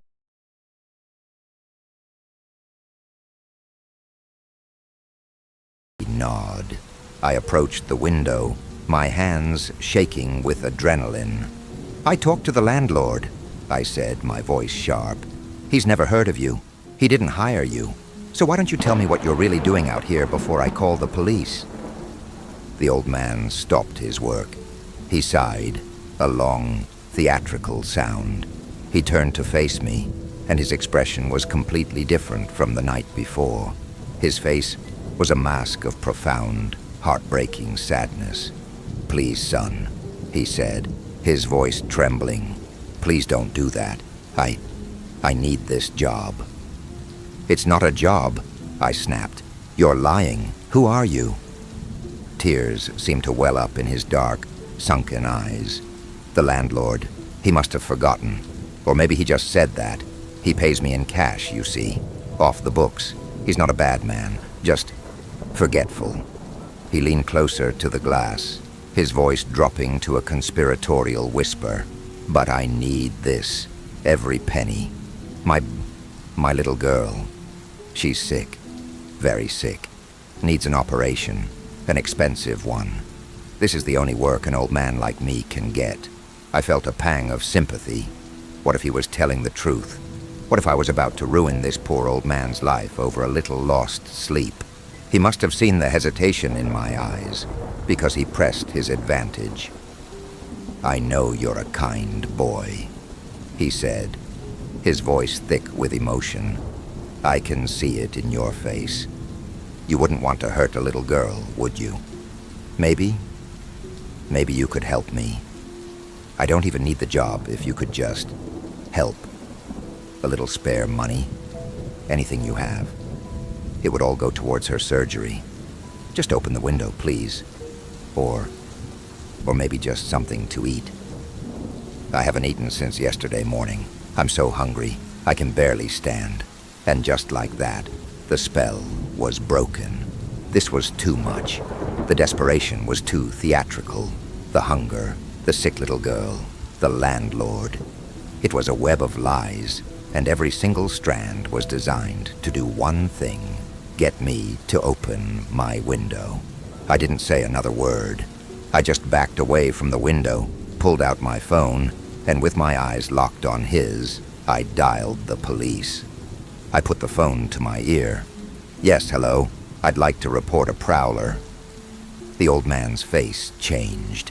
The mask of sadness dissolved. The pleading look vanished.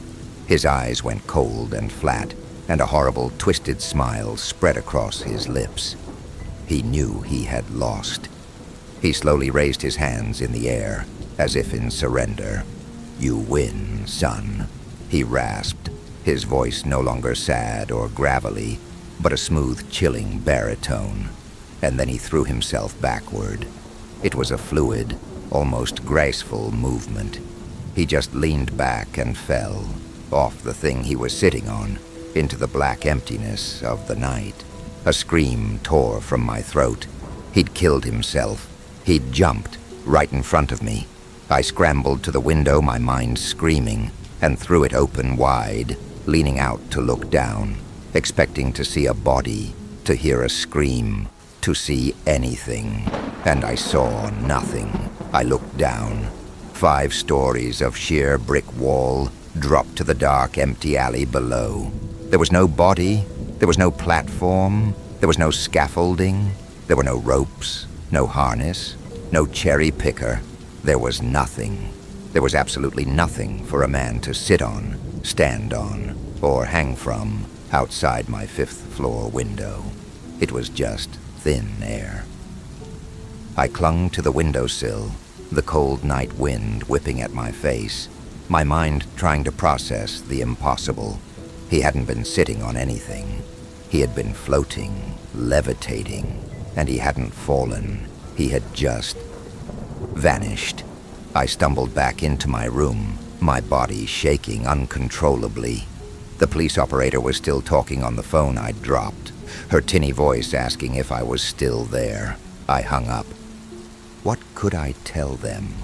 That a floating ghost tried to trick me into opening my window? I'm writing this now because I need to warn you. Be careful of the things that knock in the night. Be careful of the voices that ask for your help. Listen to that cold, primal feeling in your gut. It's there for a reason. It's there to protect you from the things that stand on the other side of the glass, smiling and begging to be let in. Story number 5. I'm not really into horror, never have been, but to make friends, you have to blend in first. You laugh at the jokes, play their games, ignore the red flags, until you know which ones are real. Looking back, I didn't make the best decision. You might hate me for it, but I did what I could. It started when my friends forced me to play a game. I had a suspicion they only wanted me there because they liked laughing at how I cried during horror games. But I let it slide. We were in my apartment one weekend. I was supposed to be home alone. They were trying to download a horror game for free, but the link redirected us to another site. It looked like a map, with hundreds of scattered pins. Each one marked a real suicide location. Click on a pin, and it showed the photo. The victim's lifeless body on the scene. Was that even legal? My friends looked fascinated. I thought it was disturbing, but I kept quiet. Didn't want to be the buzzkill. Not in high school. That's basically social suicide. At the top of the site, in small gray text, it read, "Please read the rules before usage." But nobody seemed to care. Apparently you could add your own pins. They started marking random addresses with yellow pins.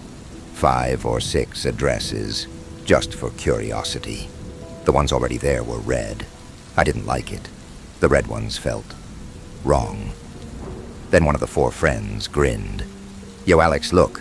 He zoomed in on my street, my building, and pinned my apartment.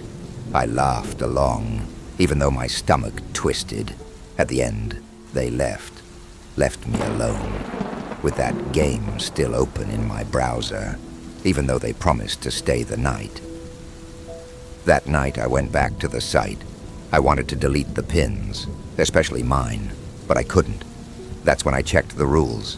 You may add and move pins. You cannot delete them. So I had no option. The next day, my parents came home. My sister, too. She'd snuck out to see her boyfriend while the house was empty. Everything felt normal again, like nothing ever happened. That night I was watching TV with my dad when a breaking news report came on. A suicide case of an entire family. The house on the screen looked familiar. Then the address appeared. I remembered where I saw it.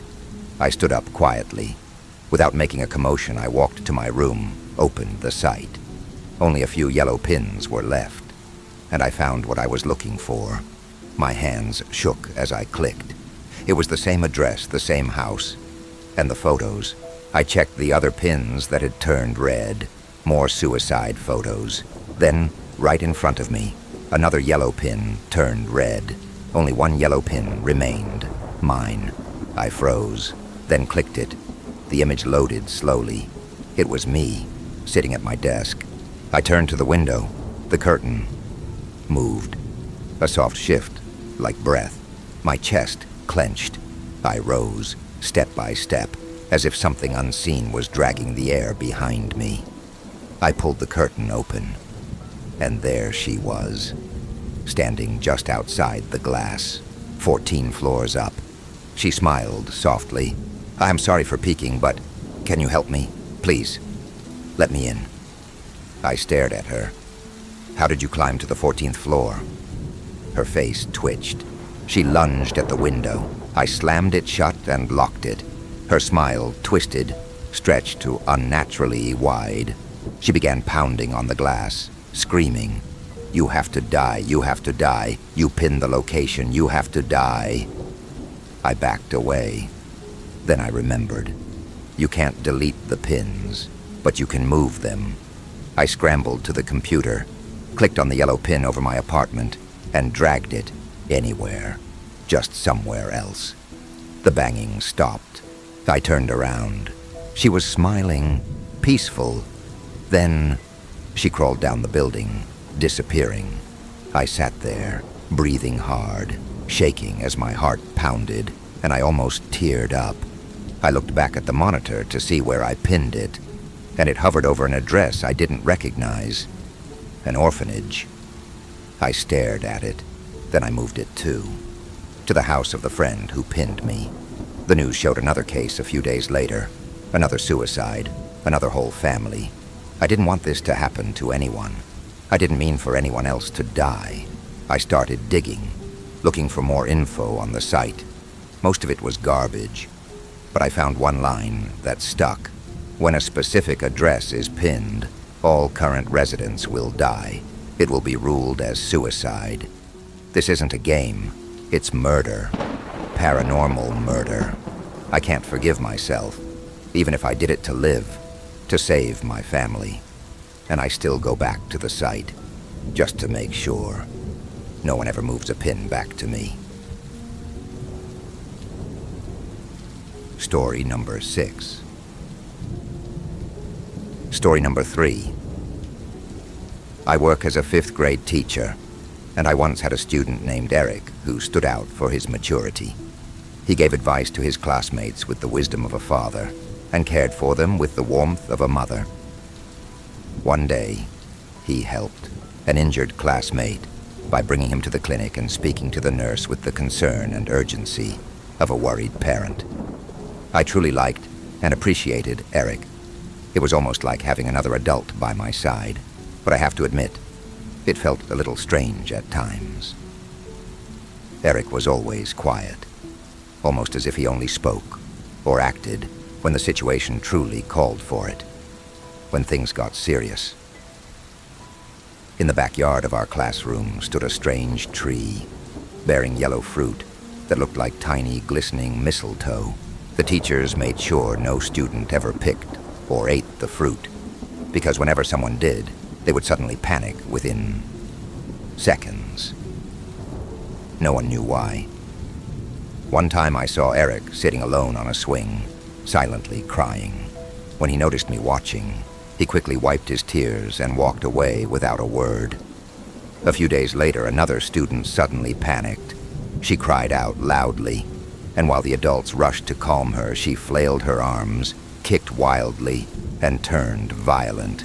She ate the fruit, an elderly teacher said quietly, her voice tinged with worry.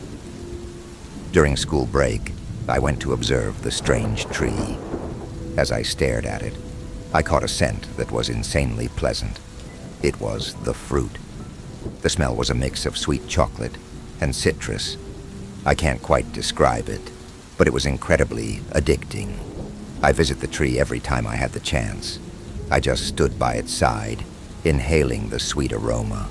I became obsessed with the smell that even my own perfume doesn't satisfy me as much. Then came the dumbest decision of my life. I wanted to taste it. One afternoon after class, I went to the tree and picked one. I chewed it carefully. It tasted bitter, but I managed to swallow it. In an instant, everything went black. After about 5 seconds, my vision returned to normal. I wondered, is that all? I went home like nothing had happened. What was all the hype about? The next morning, I received a message. Guys, see you at Kathy's house. I wondered what it was about. When I opened the group chat, I found out that we no longer had classes. Teachers wouldn't be working for an entire month. I smiled with joy as I got dressed to meet the gang. We partied hard, singing karaoke, dancing, playing games. We went absolutely wild. Just as I was about to head home, a gorgeous woman approached me and confessed she liked me. She was Kathy's cousin. For some reason, she had taken a liking to me. And me, a single guy who's bad at flirting, said yes right away. I decided to spend my work-free days with her. I already liked her. We played video games, watched romantic movies, cooked meals side by side. I was falling in love with her. We laid in the grass one night in my backyard. We stared at the stars. I'll be a well-known artist one day. Just watch, she whispered. What would be your stage name? I asked. Haven't thought of it. How about Starry Day? She looked at me. I turned to her and smiled. That's good, but sounds too simple to me, though. How about... She suddenly kissed me and chuckled. I kissed her back and she hugged me as we lay there. I smiled, looking at the starry night. Few days later, we cooked the recipe we saw in a social media post for fun. It needs more ketchup, she said as I stirred the stew. But the moment I reached for the bottle, everything went black. Seconds later, I was back by the tree, exactly where I had been before. I was still in my teacher's uniform. Teachers were chatting. Children were running to their parents. The sun was hot, and I smelled like sweat. I walked slowly to my car. Once inside, I just sat there, trying to process it all. My mind was foggy, aching with confusion, fear, and pain. As I started the engine and drove away, tears quietly rolled down my face. People began to show concern for me. I grew quiet, ate less, and rarely did any of the things I used to enjoy. I always went to bed early. I never told anyone, but I often went to the bathroom just to cry. When I taught my class, I no longer had the same enthusiasm. Even my students started to show concern. But because of the heaviness I was carrying, I hadn't noticed that Eric had been absent for quite some time. When I went to bed, I couldn't stop thinking about that kid. I remembered assigning them a written task about anything that felt like a burden to them, but I had forgotten to read their work. Without a second thought, I read Eric's work first. Dear Sir, I want to confess that back in 4th grade, I was one of the students who ate that strange fruit. In my hallucination, I actually grew up. I made friends, faced struggles, completed my studies, and eventually found a job. My heart was beating fast. I continued reading, and then I became an adult and started a family. I was so happy with my wife, our children. our pet. What came next sent chills down my spine. Our grandchildren, our great-grandchildren, our great-great. My body froze. I was shaking, and I covered my mouth in shock. I couldn't sleep for many nights. No one knew where Eric had gone, not even his parents. They searched everywhere, but he was nowhere to be found. My body still shivers just thinking about that. Strange fruit. They cut down some trees in the schoolyard, and it seems they cut that one, too. If that was the first tree of its kind, I pray it will also be the last. Story number 7. It was after midnight when the first shots cracked through the dark. The zipper popped off my sleeping bag as I tore my way out, dazed and rattled. The night was cold. A chilly wind grated against my skin, and I was pissed. Sure, we took it seriously, but bumping us in the small hours was more than serious. It was rude. "Contact front," a voice called out with a teenage-sounding crack. Ryan, our fearless leader, was already prone in the grass, snapping off shots into the dark. I didn't bother. Lacing up my boots, just shoved them on, shouldered my M4 build, and hit the deck. I met the dirt in the worst possible way, knocking the wind from my chest. Out there, my groggy eyes latched on to shapes darting between the trees, shadows rolling up the hill. I lined up my red dot as best I could, and popped off shots, just hoping they'd give up quick, break off, and let us go back to bed. The others tumbled into the grass beside me, gear rattling. Ryan barked orders at us. "Form a line, call targets, keep your heads down." We started sloppy, but muscle memory kicked in, and soon we were a well-oiled machine, laying down a hail of BBs, prepping for a quick flank. We were so dialed in that none of us noticed what should have been obvious. The shots coming back sounded wrong. I'd seen guys mod their HPA rigs before, slap on Gucci muzzle devices that make them sound like the real thing. But this was something else. The shots barking back at us weren't dry, plastic slaps. They were cracks, concave, heavy, real. "Who the hell are these guys?" Ryan hissed, switching mags. "I don't know, but they're good," I called back. The enemy advanced in formation, moving in a way that chilled me. Not one of those shadows ducked or flinched, even as we dumped entire mags into their lines. They held tight, disciplined ranks, marching on us fast. Beside me, Alan's face lit up, his puffy eyes glued to his iPhone. I was about to tell him this isn't the time to be scrolling reels, but his stubbly face was pale. He turned the screen to me, jaw slack. I squinted. There was a message from the group chat we had with the other team. "Guys, NGL were lost as hell. Haven't even made it to the field. Gonna punch out at first light tomorrow. See you then." My eyes darted back to the shadows, adrenaline forcing them to cut details from the darkness. Gray coats, tattered sleeves, swinging beards, bayonets glinting like teeth. The front rank dropped to one knee with perfect coordination, lifted their rifles, and boom, orange sparks burst from flintlock actions. Black powder smoke erupted in rippling sheets. Dirt kicked up in wet, heavy clumps as the volley of shots slammed around our position. "Live rounds!" I screamed. "Move!" We broke off. I covered Alan as he sprinted back. Then he dropped to a knee and laid down suppressive fire while I leapfrogged past.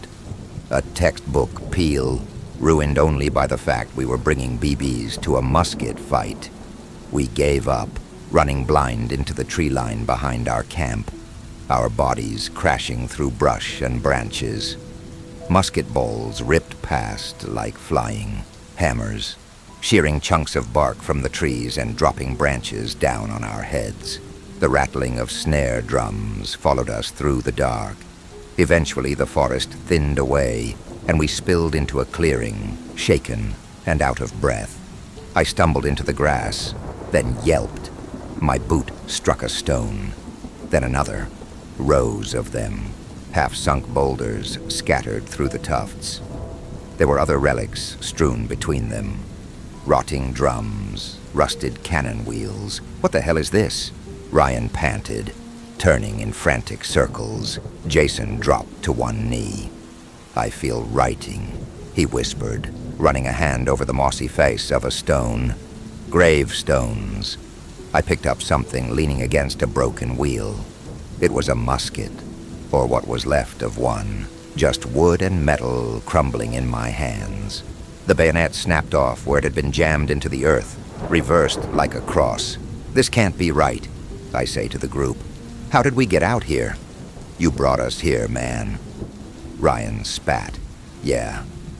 Jason chimed in. Nav was your bag, remember. They were right. I did remember guiding us the day before. Compass outstretched, red in the shed. But I picked this place because it was empty, free of all the hurdles our last few games ran across. No logging roads choked with trucks, no shotgun-toting farmers, and certainly no graveyards. It was just fences, no trespassing signs, an old chain blocking the trailhead. Could I have overshot the bearing? Led us straight into the last place we should ever be playing a match. They all looked at me, knowing what I knew. We had to get out. Then the woods darkened. Figures appeared between the trees, gray coats swaying, bayonets gleaming silver under the moon. They stood still, silent, watching us. What are they waiting for? Alan whispered. I don't think they can attack us here, I said. We're in their home. Ryan's breath hitched. You don't think? Our eyes met, practically daring each other. Our hands moved at the same time, grabbing our NVGs from their pouches and strapping them on. The cheap Temu goggles worked surprisingly well, painting the forest in a gray VHS midday. Every tree, every branch, every blade of grass lit up like Christmas. And there they were. Skeletons, gnarled, empty eye sockets watched us from under threadbare kepis. Bleached, withered fingers clutched rifle butts, curled around the hilts of rusted sabers. Cracked jawbones gnashed in anticipation. Jason made a sound like a dry heave. They were still, enough that their crooked bones almost blended with the tree limbs, until one stepped forward. He was taller, sharper, gold bars on his shoulders caught the moonlight. A cavalry badge sat crooked on his slouched hat. A saber rattled at his side, skeletal fingers drumming the hilt in a rhythm. Then they raised, a single bleached fingertip pointing at us. The ranks surged forward. We ripped the goggles off and ran. The clearing was a minefield. Gravestones rose from the grass like endless rows of broken teeth. We clambered between them, tripping over history, over a silence that should never have been broken. Somewhere behind me, I heard yelling, a cry of pain piqued by a teenage-sounding crack. I didn't stop. We scrambled until the woods swallowed us again, rattling snare drums chasing us. The woods were thick, and as we pushed ourselves through, hidden by the tangle of branches, we almost felt safe. The feeling lasted seconds. Shadows peeled from behind the trees. 1, 2, 3. Blades glinted in the ribbons of moonlight. They lurched toward us, their footfalls silent. I dumped an entire mag through the chest of the closest shadow, gritting my teeth. My stomach dropped as I heard the BBs clatter into the undergrowth 10 feet behind it. It kept coming. As it lurched towards me, the moonlight revealed a gnarled, yellowed skull, a withered, swinging beard, and a chipped Bowie knife, raised, looming above me. At the very moment I knew I was dead, I tried something crazy. My shuddering fingers found the sight attached to my barrel, mashed the button. The green laser flared on. It hit the Shadow's chest and spread. Threads of green light fanning over the tattered uniform, dancing across the bones underneath. The figure stopped, shivered, his shadowy form infused with bright green light, then unraveled, torn into threads of white mist that faded into the moonlight. "Las them!"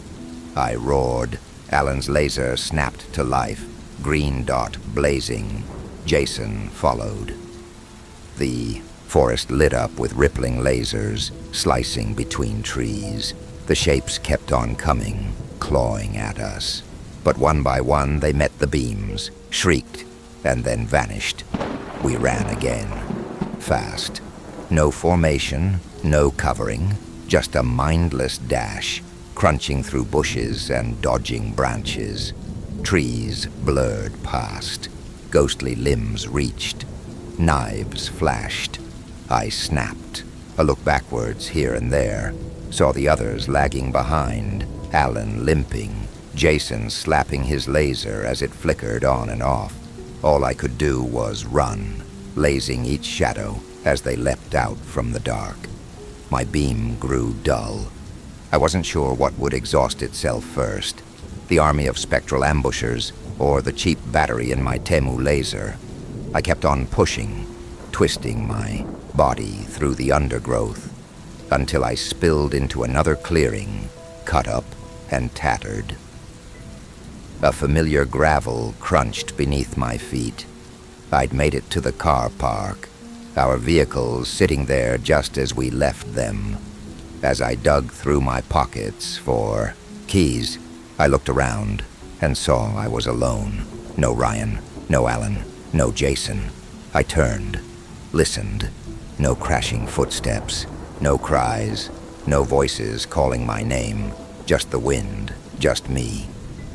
I stayed there, whispering their names, willing them to spill from the tree line, shaken up, but alive.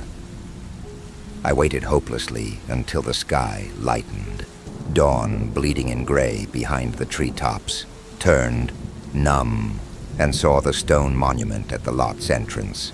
We barely noticed it on the way in, just a typical sandstone block you'd see marking any site with the faintest air of history. But now the first pale rays struck its bronze plate. Stepped forward, read the weathered inscription. This monument commemorates the Battle of Bishop's Hill, 1863, in which the 37th Regular Militia fought against Union forces and rest where they fell. Names of the dead scrolled down the plate, the writing eroded and caulked with green grime. But at the bottom there were newer inscriptions, clearer. Ryan, Alan, Jason. They wanted it to be real. Deep down, we all do. But this wasn't the history we wanted to be part of. Story number 8. Earlier this month, I moved into a new apartment due to not being able to afford my previous apartment, because inflation sucks. My new apartment is, like I said, completely new, and it has an in-unit washer and dryer, plus a dishwasher. It's a one-bedroom, and it only costs $800 per month. I mean, seriously, it can't get any better than this. However, there is one slight, teeny, tiny issue. Ever since arriving here, every single night, I'm woken up by whistles at exactly 12:34 a.m. By exactly, I mean on the dot. When I heard it, I wanted to go outside to see who it was, but decided against it, because I need my beauty sleep. Can't have bags under these precious eyes, after all, right? So, anyway. At first, I assumed it was one of my neighbors. I went and knocked on their doors, and they all said it wasn't them. Their expressions did change when I asked, though. They got more serious, almost. I'm not sure why. But they did say it wasn't them, and they seemed serious about it, so I really don't think it's them. And did I press my ear against my wall when the whistling started to be absolutely sure? Maybe I did. It was interfering with my precious sleep, so I opted for earplugs. Then, to be 100% sure, I asked a friend of mine to come over. They slept soundly until 12:34 a.m. when they practically jumped out of bed and asked if I heard it. I obviously said yes. They wanted to go outside to investigate. I told them not to, had to physically pull them back into the one bedroom, locked the door, and told them to go back to sleep. They pouted and whined and groaned, but finally fell asleep. When I awoke, they were still asleep, thank goodness. "Hey," I stated, touching their shoulder gently and shaking them. "Hmm?" they asked in a daze before opening their eyes. "Oh, is it morning already?" "Yeah, you should probably get breakfast or something. I'm going to be staying in today." "Can't I stay a little while longer?" "Sorry, you can't," I said, disappointed. "I have work." They ended up leaving. I ended up working a couple of hours and goofing off the rest of the hours. But then my mind went back to last night. It still weirded me out that my friend wanted so badly to go out and see who was whistling, to the point where I had to wrestle them back. I knocked on a neighbor's door once more.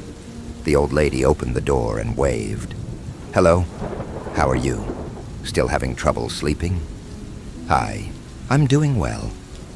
I moved a hand to itch the back of my neck awkwardly. Sort of. I use earplugs now. I had a friend over last night and they wanted to check out whoever was whistling. It was weird.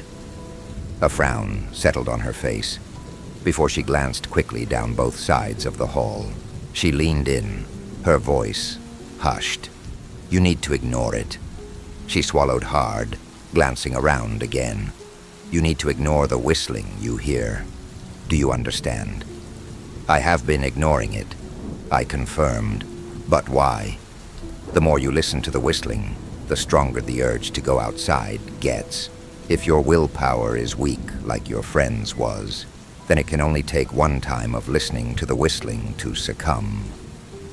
"But why? Why is going outside a bad thing?" "That's how it gets you." "It?" "Yes, it. If you go out, it'll replace you. It'll take you and take your skin, look like you, talk like you, but it's not you.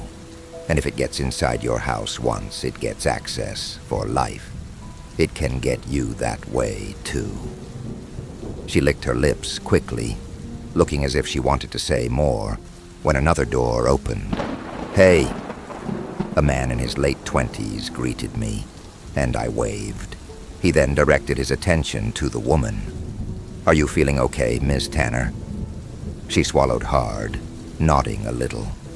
"I feel just fine, Mark. Thank you. I think I'll go, actually. Don't want to hold you up," she says to me. She closed the door quickly. Mark closed his, too. Weird. But hey, $800 a month. I went back into my apartment. I searched high and low for my earplugs. They were nowhere to be found. I know I couldn't have somehow misplaced them. 12:34 a.m., right on the dot, whistling right outside my apartment door. It sounded like my friend. But they didn't go outside because we both fell asleep. Right? The doorknob started to rattle as the whistling got louder. I heard a soft click. I'm hiding in my room. I locked the door, but this doorknob is rattling too, and the whistling is low and frantic, and I don't know what I'm really sorry for saying all this. As stated, I've been pretty sleep-deprived. My brain must be making things up, as always. Again, I'm sorry for this weird, frantic rambling. I was incorrect about everything, as was the woman. Please know that it is 100% safe to listen to the whistles at 12:34 a.m. Please know that it is 100% safe to go outside and to invite someone into your home at that time as well. And if you live in my building, please feel free to stop by for a chat at exactly 12:34 in the morning. Story number 9. It is grotesque. That is the only way I could describe it. A vision of hell. It was a painting, if you could call it that. Red-smeared darkness as a background, and what I can only assume was supposed to be a demon. It was gnawing on the stomach of a naked person whose face twisted with horror. One of those medieval paintings about hell that make you want to start going to church. I remember the first time my wife hung it in the foyer, and after a brief protest upon its existence, I realized there was no use in fighting it being hung. "It is a keepsake," she would exclaim, whatever that means. I could hardly stand to look at it. But what bothered me the most is how my wife would stare at it, as though it was her first and true love, admiring its handiwork more than anything I dared try to create to match. I even attempted to paint my own oil canvas with red and black, but she refused to acknowledge it, even after several attempts. "I know what you're trying to do," she'd say. "We are not getting rid of that painting. It's a keepsake. It gives me bad vibes, Margot," I continued. "I don't know how to explain it, but it makes me sick." "You're being overdramatic," she quipped. "Where did you even get it? A slaughterhouse? Is that even red paint?" She giggled. "It's a keepsake." I started to think it was a bad joke. Every time I would enter or leave, there it was. And oftentimes, there was my wife marveling at it. I can't place the time she must have gotten the painting, or maybe she kept it a secret. But one snowy, rotten, cold day, it was heaved onto the wall. To my dismay, "You really shouldn't find it creepy," laughed Margot. "It likes your skin." "Stop it," I shuddered. There was something about this image. No matter the time of day or light on the image, it always seemed to be visible like shadows feared crossing it. Almost a full year, and after one unusually heated argument on its mere placement, I finally got up the courage to scowl deeply at the smudge work she seemed to obsess over. "She must have paid a pretty penny for you," I started, "because I cannot fathom what she sees in you." I followed the longest red paint smear from left to right, scouring for any hint of value. When the paint seemed to drip, "That must be it. It's an optical illusion," I said triumphantly, "or I've gone mad."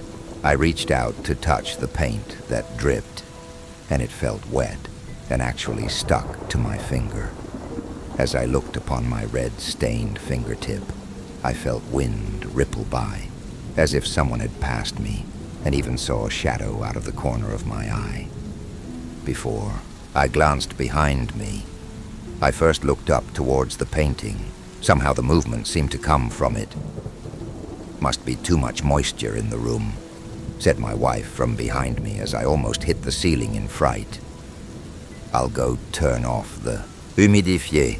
"Oh, okay," I stuttered. I, for some reason, was still facing the painting, as if there was still more to see, as if I was afraid to now turn my back to it. I avoided the foyer altogether, even going as far as to leave out the garage, even if I was not taking the car out. My wife's obsession seemed to become more obscene. Also, she had moved her art supplies into the foyer so she could work in front of it, but every time I would peek around the corner at her, she was simply staring at the atrocity she called art. "It inspires me," she said after several weeks. I asked where her finished pieces were going. She told me she was selling them up before she even finished them, all commissions. I asked her what the commissions were of, and she replied, "Portraits, all of them from photographs." I finally built up the courage one day to call her bluff after she had left to go on an errand upon my request. I went into the foyer. My heart raced as I approached her easels and brush stand. First, I found the photographs the commissions would be based on. After much inspection, however, I could not find any paintings except for the one still on the easel. The easel was still covered, but I slowly removed its covering. Underneath was a pastel painting of a man's torso with no background. As I stared at it, I noticed the shirt on the torso was red like mine, and even the body type was somewhat. The phone rang. It was a lady on the other end. She said, "Hello, how do you do? I responded to your advertisement on pastel portraits, and I have yet to receive my commission yet. It has been several weeks, and I was promised it would be finished yesterday." Well, that's odd. I am not the artist, but the artist is my wife, and The woman interrupted with a gasp. "I'm sorry," she stuttered. "Something is staring into my kitchen window." "Something?" I asked. Yes. She sounded shooken up. "Are you okay?" No response on the other line. "Hello?" I said. But when there was no response for a minute, I hung up. My wife returned home, and before I could ask her about the woman's painting, she was already sitting down to paint. "I have a lot of commissions to finish," she said, exasperated.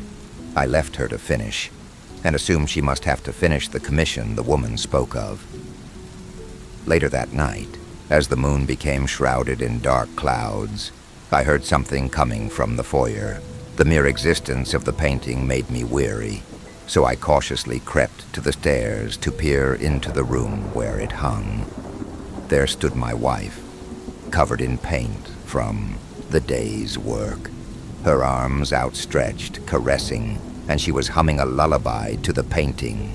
I wanted to vomit, but before I could sneer at what I could only assume was a bad joke, she grabbed a painting off the easel, so I remained hidden. She turned towards the painting, arms outstretching, holding a painting to the other painting. "A special treat," she whispered. I couldn't believe my eyes. In her grasp, she held a painting of none other than me. My stomach turned into knots.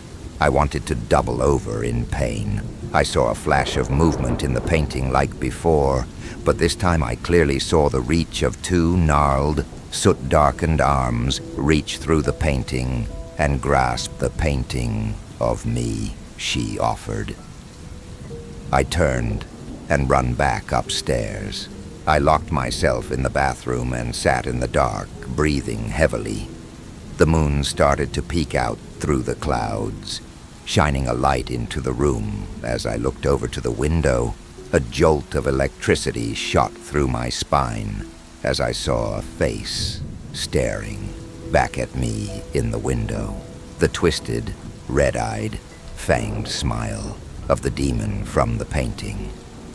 I crawled back to the door and threw open the doors. I ran until I came to a library. I don't know how much longer I have left, but if you're reading this, please destroy it. You survived, for now, but the shadows aren't done with you yet. If this story gave you chills like the video, share it with someone who dares to watch and comment your thoughts, especially if you're watching in the dark. Subscribe to Spectral Shadows, where fear never sleeps, and the next nightmare is always waiting. We'll be watching.